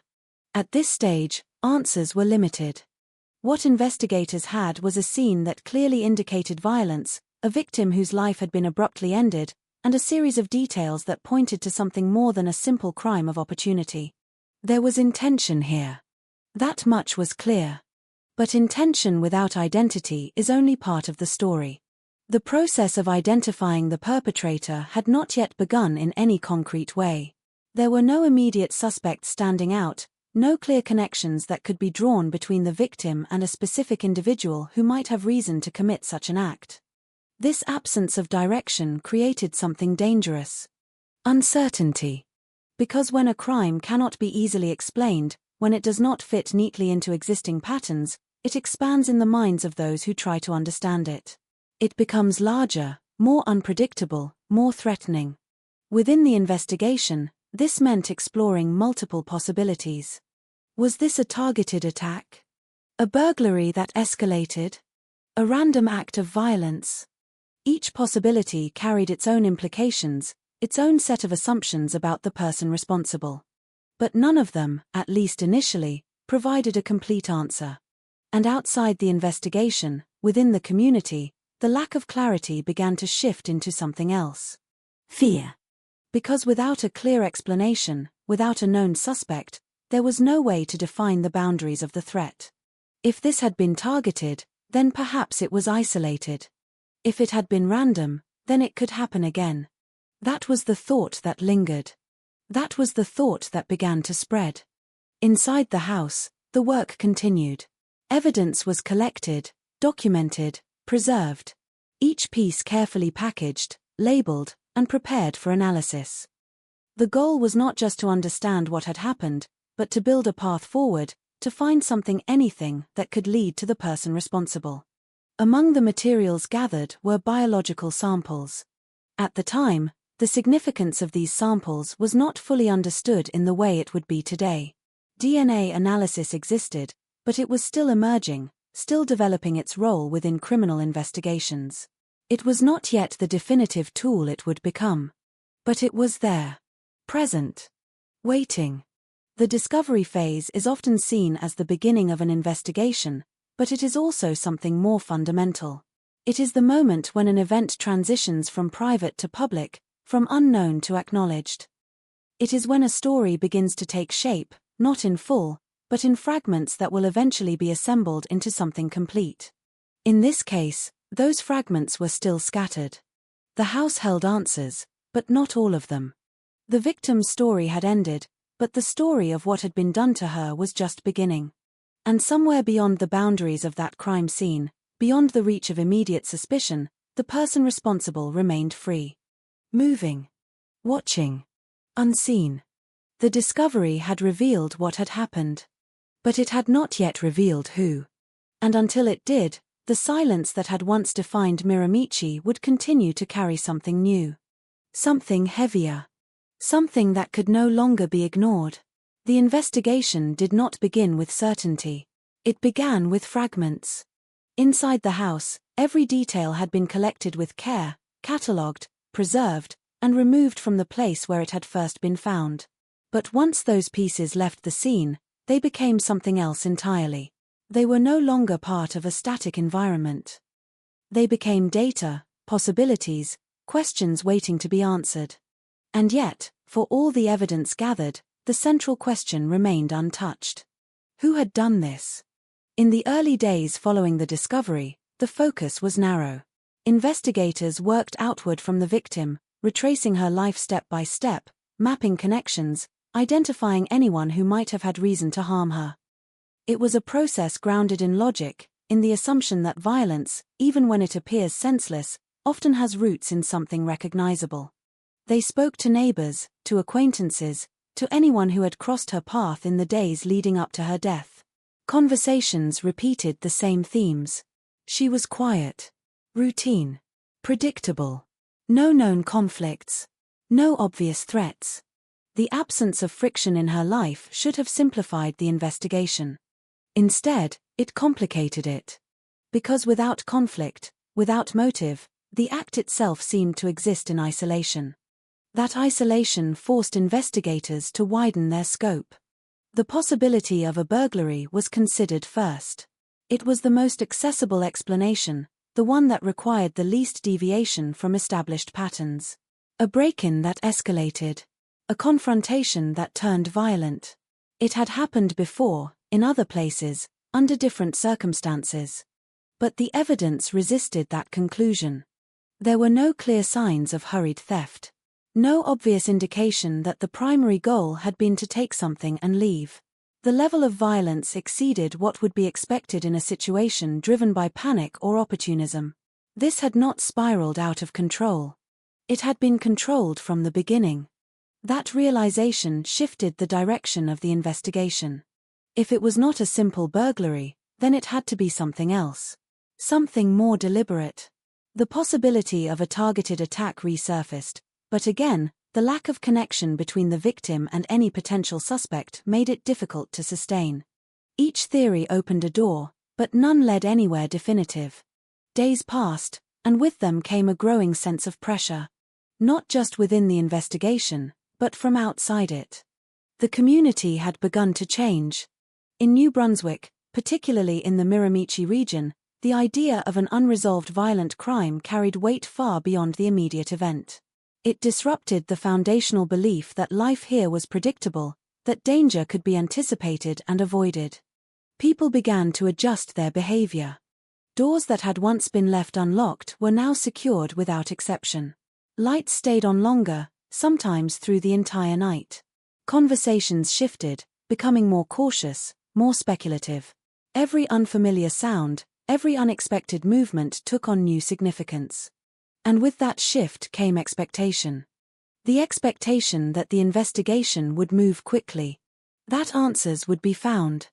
That the threat would be identified and contained. But investigations do not always follow the timeline that people hope for. Inside the investigative teams, the work continued methodically. Evidence was analyzed, cross-referenced, compared against existing records. Every known offender in the region was examined, their whereabouts verified, their histories reviewed. Patterns were sought, connections hypothesized and then tested. One name began to surface more frequently. Alan Leger. At first, it was not a definitive lead, but a possibility. A man with a history of violence, already known to the system, already categorized as dangerous. Under normal circumstances, he would have been an immediate point of focus. But these were not normal circumstances.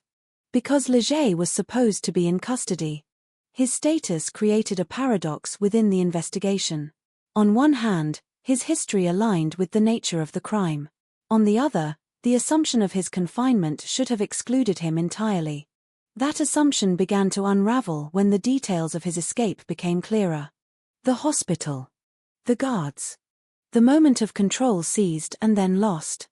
Once that information entered the investigation, it changed everything. What had previously been a distant possibility became something much closer to certainty. The timeline began to align. His escape had occurred within a window that allowed for his presence in the area. His familiarity with violence, his capacity for control, his willingness to act without hesitation, all of it fit the emerging profile of the perpetrator. But suspicion is not proof. And in an investigation of this scale, proof is everything. The challenge was not just to consider Leger as a suspect, but to place him at the scene, to connect him directly to the crime in a way that could withstand scrutiny, that could hold up not just in theory, but in court. That process was far from straightforward. Leger had not left behind anything that immediately identified him. No clear fingerprints, no witnesses who could place him in the vicinity at the exact time of the incident. The rural nature of the area worked in his favor, providing distance, limited visibility, and fewer opportunities for direct observation. The investigation began to branch out. Reports of suspicious activity were collected, many of them vague, shaped by fear as much as by fact. Sightings that could not be confirmed. Descriptions that did not align. Leads that seemed promising at first but collapsed under closer examination. Each dead end carried its own weight. Not just as a failure to progress, but as a reminder of how little was actually known. And then, the second incident occurred. It did not mirror the first in every detail, but it carried enough similarities to be unmistakable. Another home. Another isolated victim. Another act of violence that extended beyond what was necessary. This was no longer a single event. It was a pattern. With that realization, the investigation shifted from reactive to urgent. Resources were expanded. Additional personnel brought in. Communication between departments intensified. The scope of the search widened, moving beyond immediate connections to broader behavioral analysis. Leger was no longer just a suspect. He was the primary focus. But even with that focus, capturing him remained a challenge. He was moving. Not randomly, but not predictably either. His choices suggested awareness, an ability to avoid detection that complicated efforts to track him. He did not remain in one place long enough to be easily located. He adapted, adjusted, stayed just beyond reach. And with each passing day, the pressure grew. Within the investigation, there was a constant awareness that time was not neutral. Every hour that passed without resolution increased the possibility of another incident. Another victim. Another escalation. Outside the investigation, the community's fear deepened. The name that had once been just another entry in a criminal record began to take on a different meaning. It spread through conversations, through media reports, through the quiet exchanges between people trying to make sense of what was happening. Monster of the Miramichi. It was a label, but it carried weight. It transformed Leger from an individual into something larger, something less defined by identity and more by impact. It captured the randomness, the unpredictability, the sense that he could appear anywhere, at any time. That perception was not entirely inaccurate. Because the investigation, for all its effort, still lacked control. It was moving forward, yes, building a case, narrowing possibilities, but it had not yet reached the point where action could be taken with certainty. And until it did, Leger remained out there. Unseen. Uncontained. The investigation had identified its target. But it had not yet caught him. And in that gap, between knowing who and being able to stop him, the danger remained very real. Very present. And growing. 4 days, the investigation had moved forward in fragments, assembling fragments of truth without ever seeing the full picture clearly. Leads had been followed, theories tested, suspects considered and dismissed. Each step brought them closer, but not close enough. The sense of urgency grew heavier with every passing hour, not just within the investigative teams but across the entire region of New Brunswick, where fear had begun to settle into daily life like an unwelcome guest that refused to leave. What changed everything was not a dramatic revelation, but a convergence. A point where separate pieces, each incomplete on its own, suddenly aligned in a way that could no longer be ignored. The first of those pieces came from the crime scene itself. Among the biological evidence collected from the house, there were traces that had initially seemed unremarkable. At the time, forensic technology was still evolving, and while biological samples could be preserved, their full potential was not always immediately realized. But as the investigation deepened, those samples were revisited, reanalyzed with methods that were beginning to gain traction in criminal science. This was where the shift began. The introduction of DNA analysis into the case provided something that had been missing from the very start: a direct, biological link between the crime and the person responsible. Unlike circumstantial evidence, which relies on inference and probability, DNA offers something far more definitive. It does not suggest involvement, it confirms presence. When the samples were processed, the results began to take shape slowly, carefully, each step verified against established controls. The process was meticulous, designed to eliminate doubt rather than produce quick answers. And when the comparison was finally made, the outcome carried a weight that the investigators had been hoping for, even if they had not yet fully allowed themselves to expect it. The profile matched. The DNA recovered from the scene corresponded to Alan Leger. At first, the result was treated with caution. In investigations of this magnitude, conclusions are not drawn from a single point of data. The finding was double-checked, revalidated, and compared again to ensure that no error had occurred. But each verification led to the same conclusion. The match was consistent, accurate, reliable. This was the breakthrough. Not because it immediately solved the case, but because it removed uncertainty. It transformed Leger from a suspect into the central figure of the investigation in a way that could be supported by physical evidence rather than inference alone. With that confirmation, the direction of the investigation became clear. Every resource was now focused on locating him. The challenge, however, was that Leger was not stationary. By the time the DNA results had been confirmed, he had already moved, continuing to operate outside the immediate reach of law enforcement. His awareness of his own situation, whether instinctive or calculated, had allowed him to avoid detection long enough to remain at large. But the net was tightening. With his identity confirmed, investigators could now coordinate efforts across jurisdictions. Information that had previously been fragmented was now unified under a single objective. Checkpoints were established. Patrols increased. Communication between agencies became more frequent, more direct. Descriptions of Leger were circulated widely. Not just his appearance, but patterns of behavior, known associations, possible locations he might frequent.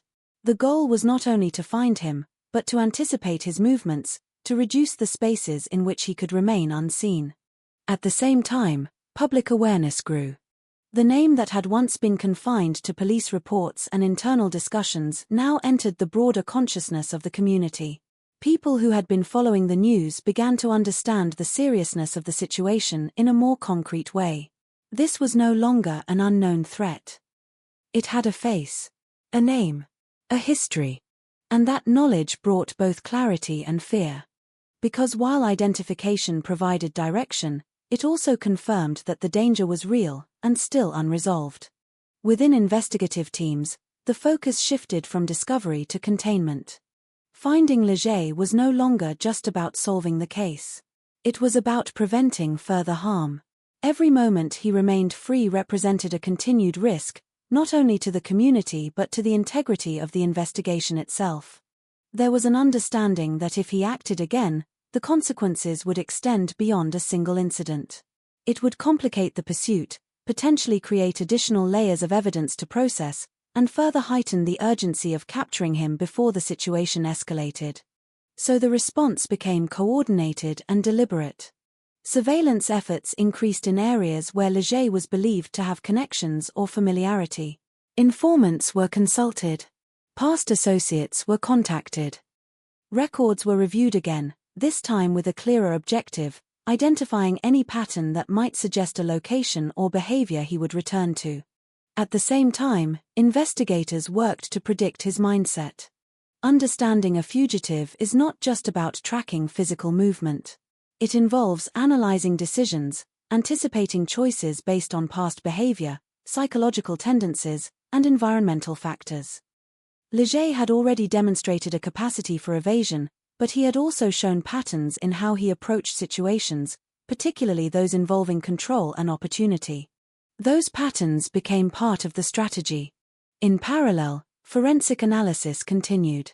Additional evidence from the crime scenes was examined, cross-referenced with known data. Each piece contributed to a growing profile, one that not only confirmed his involvement but also helped define the nature of his actions. This was not random violence. It followed a structure, a consistency that reflected intent rather than impulse. That realization reinforced the urgency of the situation.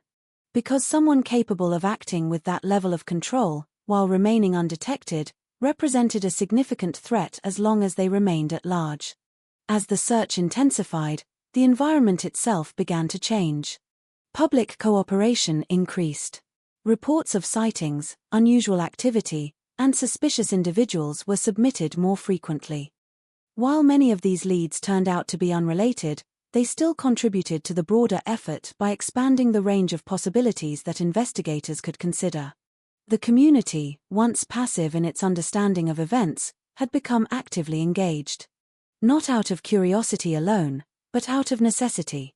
Everyone understood, at least at a basic level, that the resolution of this case depended not only on law enforcement but also on awareness, on the willingness of individuals to report what they saw, to share information that might otherwise seem insignificant. Within this collective effort, the investigation gained momentum. And momentum matters. Because in cases like this, breakthroughs are not always singular events. They are often the result of accumulated progress, of small advancements that build upon one another until a point is reached where action becomes possible. In this case, the DNA match provided that point. It gave investigators the confidence to act decisively, to narrow their focus, and to coordinate efforts with the knowledge that they were pursuing the right individual. But even with that certainty, the final step remained: locating him. Until that happened, the breakthrough would remain incomplete. Leger was identified, confirmed, but still free. And somewhere beyond the reach of the investigation, moving through the same landscape that had once felt predictable and safe, he continued to exist in a space defined by evasion. The breakthrough had changed the direction of the case. It had not yet brought it to an end. That part was still to come. By the time the courtroom doors opened, the atmosphere inside was already different from the world outside. Outside, life in New Brunswick continued in its quiet rhythm, shaped by routine and familiarity. Inside, however, everything had narrowed into a single focus. Every seat, every movement, every breath seemed to orbit around the gravity of the case that had brought everyone there. The trial of Alan Leger was not just about determining guilt. That had, in many ways, already been established through the accumulation of evidence, the DNA analysis, and the investigative work that had identified him as the person responsible. The courtroom now served a different purpose. It was where that truth would be formally examined, challenged, and ultimately aired within the framework of law. The space itself reflected the seriousness of the proceedings. Wood-paneled walls, rows of benches filled with observers, and the elevated position of the judge's bench all contributed to a sense of structure and authority. There was a quiet tension in the air, not loud or chaotic, but persistent, the kind that comes from the awareness that what happens here will have lasting consequences. Among those present were family members of the victims. They did not speak loudly. They did not need to. Their presence carried its own weight. Some sat still, hands folded, eyes fixed forward. Others shifted slightly in their seats, their attention divided between the proceedings and their own thoughts, memories, and emotions that could not be fully contained within the walls of the courtroom. For them, this was not just a legal process. It was a moment of acknowledgement. A space where what had happened to their loved ones would be formally recognized, where the person responsible would be confronted not just by evidence, but by the collective reality of what had been done. The prosecution's role was to present that reality in a structured, undeniable way. They built their case carefully, drawing on the evidence gathered during the investigation. The DNA results formed a central pillar of their argument, providing a direct link between Leger and the crime scenes. Alongside that, they presented additional findings, witness testimonies, and contextual information that together created a coherent narrative of events. Each piece of evidence served a purpose. Not to overwhelm, but to clarify. The sequence of events was reconstructed step by step. The entry into the homes, the presence of the perpetrator, the actions taken within those spaces, and the aftermath that followed. The prosecution did not rely on speculation. Instead, they focused on what could be demonstrated, what could be verified through physical evidence and consistent testimony. Throughout the proceedings, Leger remained present. He sat at the defense table, his posture steady, his expression controlled. There were moments when he looked toward the evidence being presented, moments when his attention shifted toward the people in the room, but for the most part, he remained composed. That composure did not go unnoticed. In a case defined by violence and fear, his demeanor stood in contrast to the emotional weight carried by the courtroom. The defense, in turn, had its own responsibilities.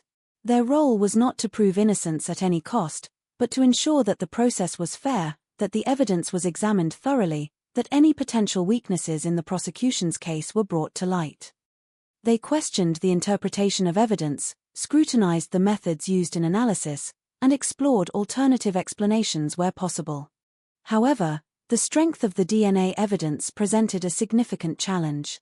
Scientific evidence of that nature carries a level of credibility that is difficult to dispute when properly obtained and analyzed. The defense had to address not only the presence of the DNA but also the circumstances under which it was collected and processed. Each aspect of the chain of custody, each step in the laboratory procedures, was examined closely. Despite these efforts, the consistency of the findings remained. The connection between Leger and the crime scenes was not based on a single indicator.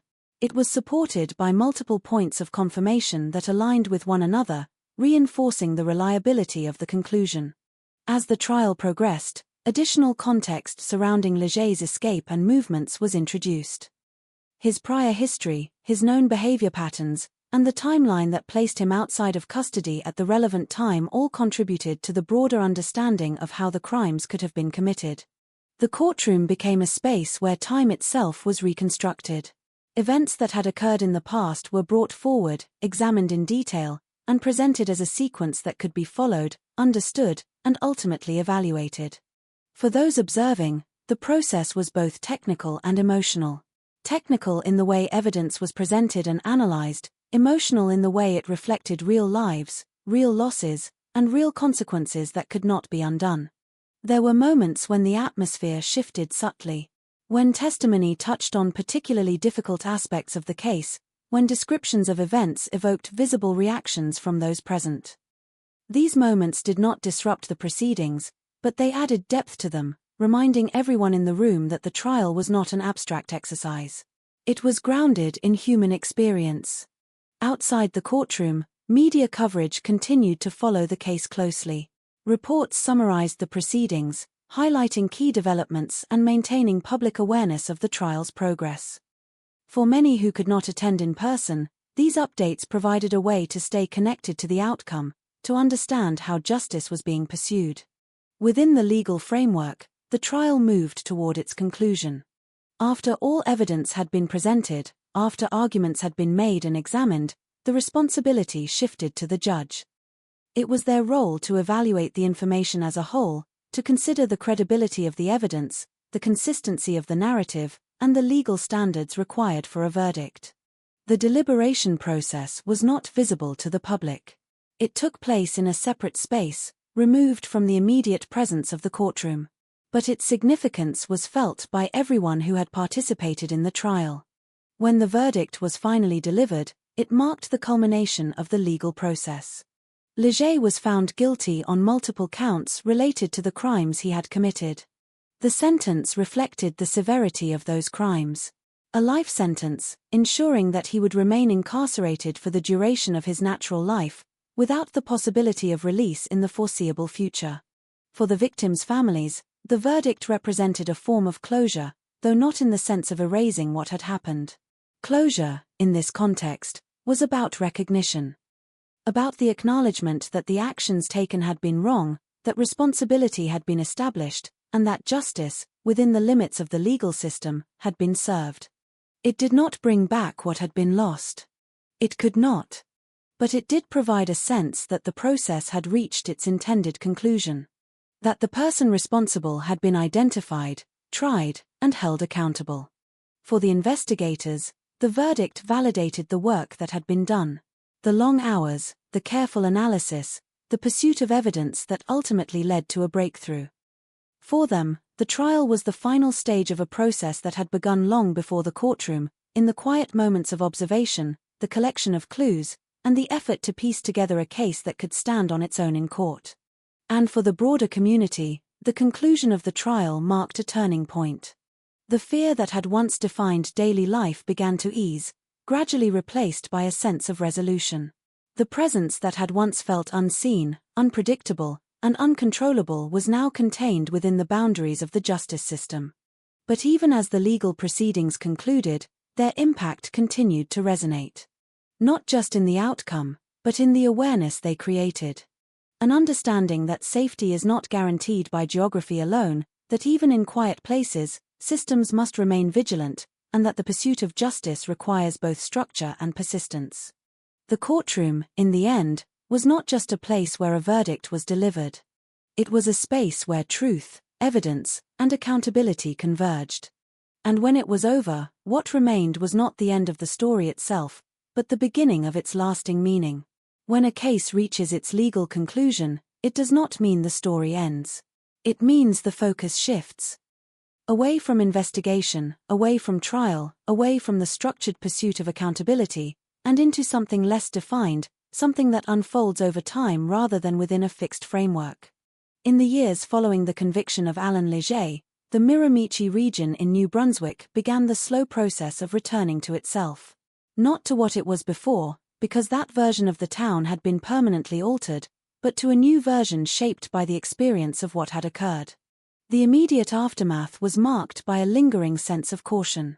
People did not simply revert to their previous habits overnight. Doors remained locked more consistently than before. Night routines became more deliberate. There was an awareness, subtle but persistent, that safety required attention, that the assumptions people once held about their environment needed to be reconsidered. Over time, however, daily life resumed its rhythm. Shops reopened, conversations returned to ordinary topics, and the quiet familiarity that had once defined the region began to reassert itself. The river continued its steady flow, unchanged in appearance, though now it carried with it the memory of events that had unfolded along its banks. The landscape itself remained the same, but the way people experienced it had shifted.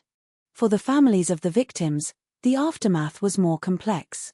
The legal process had provided a conclusion in the formal sense, a recognition of responsibility and a sentence that ensured the perpetrator would not return to society. But closure, in the emotional sense, is not something that can be delivered by a verdict alone. Grief continued, as it always does, moving through stages that are neither linear nor predictable. There were moments of reflection, moments of silence, moments where memories resurfaced in unexpected ways. The lives of those who were lost were remembered not only for how they ended, but for how they had been lived. In the absence of their loved ones, families found ways to carry forward. Some established private rituals of remembrance. Others engaged in community activities that honored those who had been lost. Their stories became part of a broader narrative, one that extended beyond the individual events of the case and into the shared history of the region. Within law enforcement and forensic communities, the case became a reference point. The use of DNA evidence in linking Leger to the crimes demonstrated the growing importance of scientific methods in criminal investigations. It reinforced the value of biological evidence, not just as a supporting element, but as a central component in establishing connections that might otherwise remain undetected. Procedures were reviewed and refined in the years that followed. The handling of evidence, the coordination between agencies, and the application of forensic technology all benefited from the lessons learned during the investigation. The case contributed to a broader understanding of how complex investigations could be managed, particularly when dealing with individuals who operate outside conventional patterns. For the justice system, the case highlighted both strengths and challenges. It demonstrated the capacity to adapt, to incorporate new technologies, and to bring together multiple disciplines in pursuit of a common goal. At the same time, it also underscored the importance of timing, communication, and awareness in preventing situations from escalating before they can be contained. Public perception of safety also evolved. The events surrounding the case had disrupted a long-standing belief that smaller, rural communities were inherently insulated from serious violent crime. That assumption was replaced with a more nuanced understanding, one that recognized that no environment is entirely immune, and that vigilance is necessary regardless of location. This shift did not lead to constant fear, but rather to a more informed sense of awareness. People became more attentive to their surroundings, more engaged with community updates, and more responsive to information shared by authorities. Trust in institutions remained important, but it was now accompanied by a recognition that individual awareness also plays a role in maintaining safety.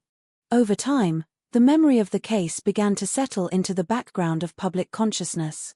Not forgotten, but no longer at the forefront of daily life. It remained part of the historical record, referenced in discussions about criminal justice, forensic science, and community response. For those who experienced it directly, however, it remained something more personal, a chapter that could be revisited but never fully separated from lived experience. The name of Alan Leger continued to appear in academic discussions, documentaries, and analyses of criminal behavior. His case was examined not only for what he did, but for how he was able to evade capture for a period of time, and how the investigation ultimately succeeded in identifying and apprehending him. These discussions often focused on patterns of behavior, system vulnerabilities, and the role of forensic evidence in resolving complex cases.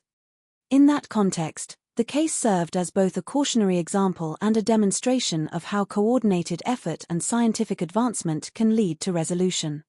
But beyond analysis, beyond systems and procedures, the aftermath of the case is ultimately about people.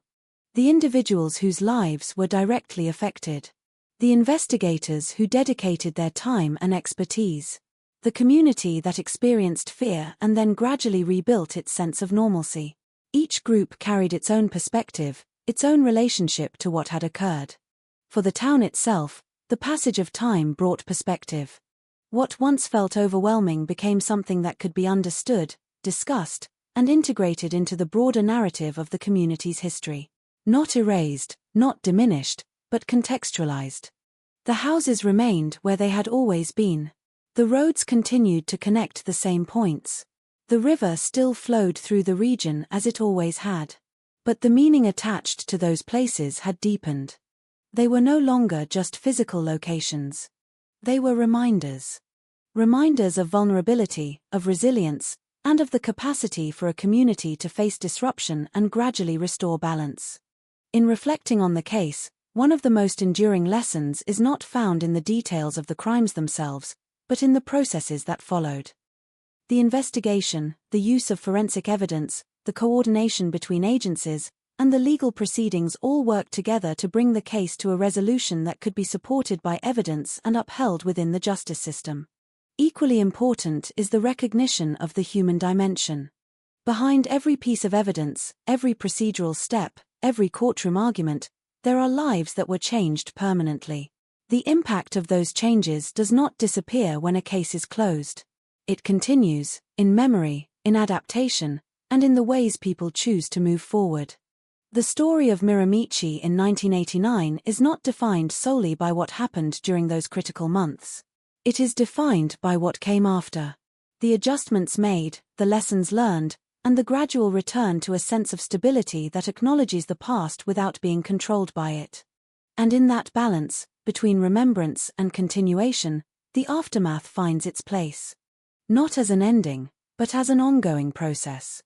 One that reminds us that while justice can resolve a case within the bounds of the law, the broader effects of such events extend far beyond the courtroom, shaping communities, systems, and perspectives for years to come. In the quiet aftermath of a case like this, when the investigations have ended, the trial has concluded, and the headlines have faded, what remains is not closure in the absolute sense, but understanding. Not everything that happened can be reversed, and not every question finds a satisfying answer, but the process leaves behind something that can guide how we think about safety, responsibility, and the systems we rely on to protect us. The events surrounding Alan Leger revealed more than the actions of a single individual. They exposed the interaction between environment, system, and human behavior in ways that are difficult to ignore once they are seen clearly. A quiet region in New Brunswick, defined for years by routine and familiarity, was confronted with a disruption that challenged long-held assumptions about security and distance from danger. One of the most important takeaways from this case is the role of awareness. Not awareness in the sense of constant fear, but awareness as a form of attentiveness to patterns, to changes, to inconsistencies that might otherwise go unnoticed. The investigation itself demonstrated how small details, when collected and examined carefully, can form a complete picture over time. What began as isolated pieces of information gradually became a coherent narrative once those pieces were connected through methodical work and persistence. Equally significant is the role of coordination. The response to the situation required communication between multiple agencies, each contributing different forms of expertise. Law enforcement, forensic specialists, legal professionals, and community members all played a part, whether directly or indirectly. No single element was sufficient on its own.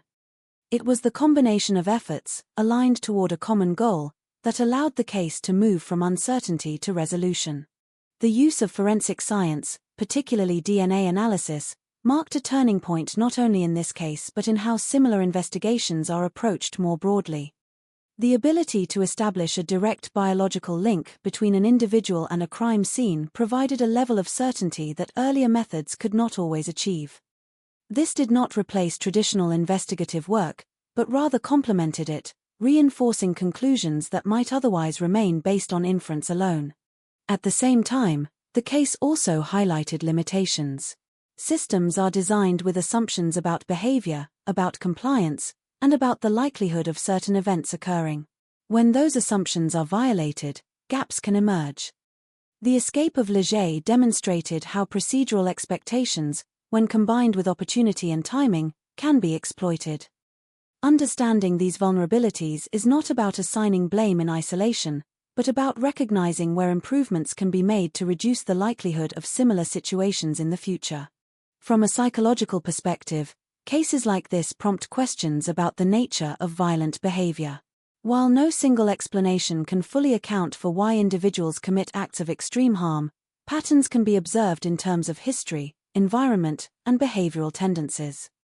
These patterns do not excuse actions, but they can inform prevention strategies, risk assessment, and intervention approaches aimed at identifying potential threats before they escalate. For communities, the long-term impact of such events is often subtle rather than visible. Daily life returns to normal, routines are re-established, and over time, the intensity of the memory fades. But beneath that return to normalcy, there is often a residual awareness that shapes how people think about safety, trust, and preparedness. This awareness does not necessarily lead to fear, but it can influence decisions, habits, and expectations in ways that persist quietly over time. The individuals who were directly affected carry the deepest and most personal connection to the case. For them, the passage of time may soften certain edges, but it does not remove the significance of what was lost. Their experiences become part of their personal histories, influencing how they remember, how they relate to others, and how they engage with the world moving forward. In many cases, support networks, both personal and community-based, play an important role in helping individuals navigate these long-term effects. From a broader perspective, the case stands as an example of how justice is pursued within a structured system. The process is not immediate, nor is it always straightforward, but it is designed to balance evidence, procedure, and fairness. The outcome reflects not only the actions of the individual responsible but also the collective effort of those who worked to ensure that the process was thorough and accountable. It is also important to recognize that while legal outcomes provide resolution within a formal framework, they do not encompass the entirety of what such events mean to those involved.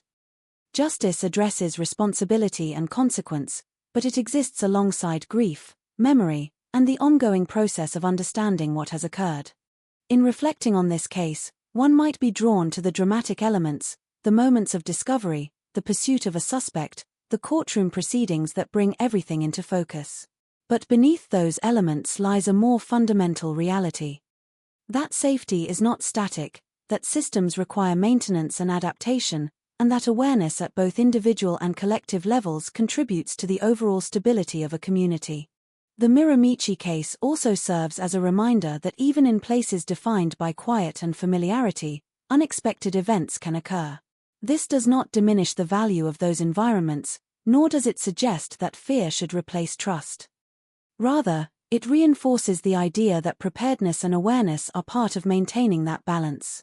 In the end, the story is not only about what happened, but about how people responded, how systems adapted, and how a community moved forward after experiencing something that challenged its sense of normalcy. The investigation, the trial, and the aftermath each represent stages in a larger process, one that extends beyond a single event and into the ongoing effort to understand, to improve, and to remember. And perhaps the most enduring aspect of all is not the presence of the case itself, but the absence that followed its resolution. The absence of uncertainty, the absence of an unidentified threat, and the gradual return to a life where the ordinary can exist without being overshadowed by the unknown.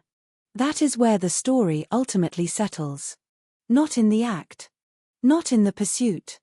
But in the space that remains afterward, where understanding replaces confusion, where systems reflect on what they have learned, and where a community continues forward, carrying both memory and resilience together into the future. In the quiet that followed everything, there was no single moment that marked the true end of the story. No clear boundary where the past stopped influencing the present, no visible line that separated what had happened from what would come next. Instead, what remained was a gradual settling, like sediment in still water, where the most turbulent events slowly lose their sharp edges and become part of a larger, more stable whole. For the region where the events took place, life did not return to an exact replica of what it had been before. That was never possible. Time moves in one direction, and experiences of this magnitude leave traces that cannot simply be erased. What did happen, however, was a rebalancing. Routines re-emerged, daily patterns resumed, and the shared sense of normalcy was rebuilt, not by forgetting, but by integrating what had occurred into the broader understanding of the community. People adjusted in ways that were subtle but meaningful. Doors were still closed at night, but now with a slightly greater sense of intention. Conversations still flowed easily, but with an added layer of awareness about the world beyond immediate familiarity. These changes were not driven by fear alone, but by experience. A recognition that safety is something maintained through attention, not assumed by default.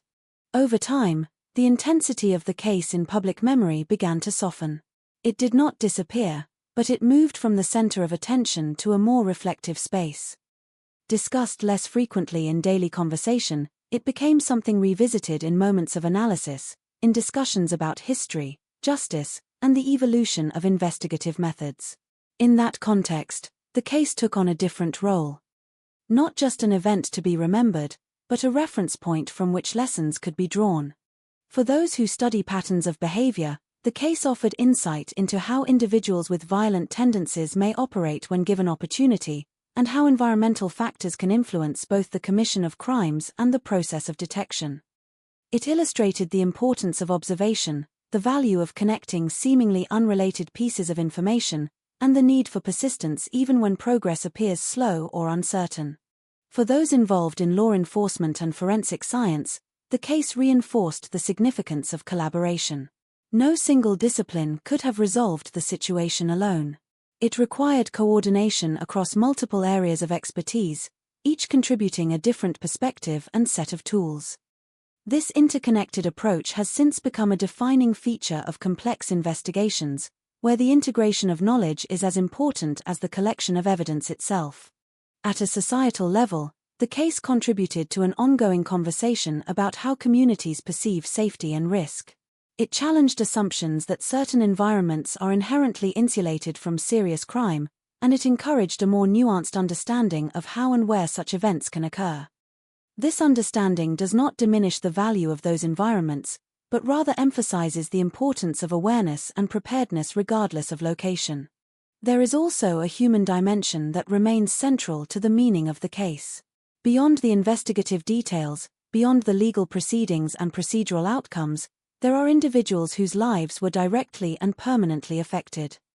Their experiences form the core of the narrative, even if they are not always the most visible part of it in public discourse.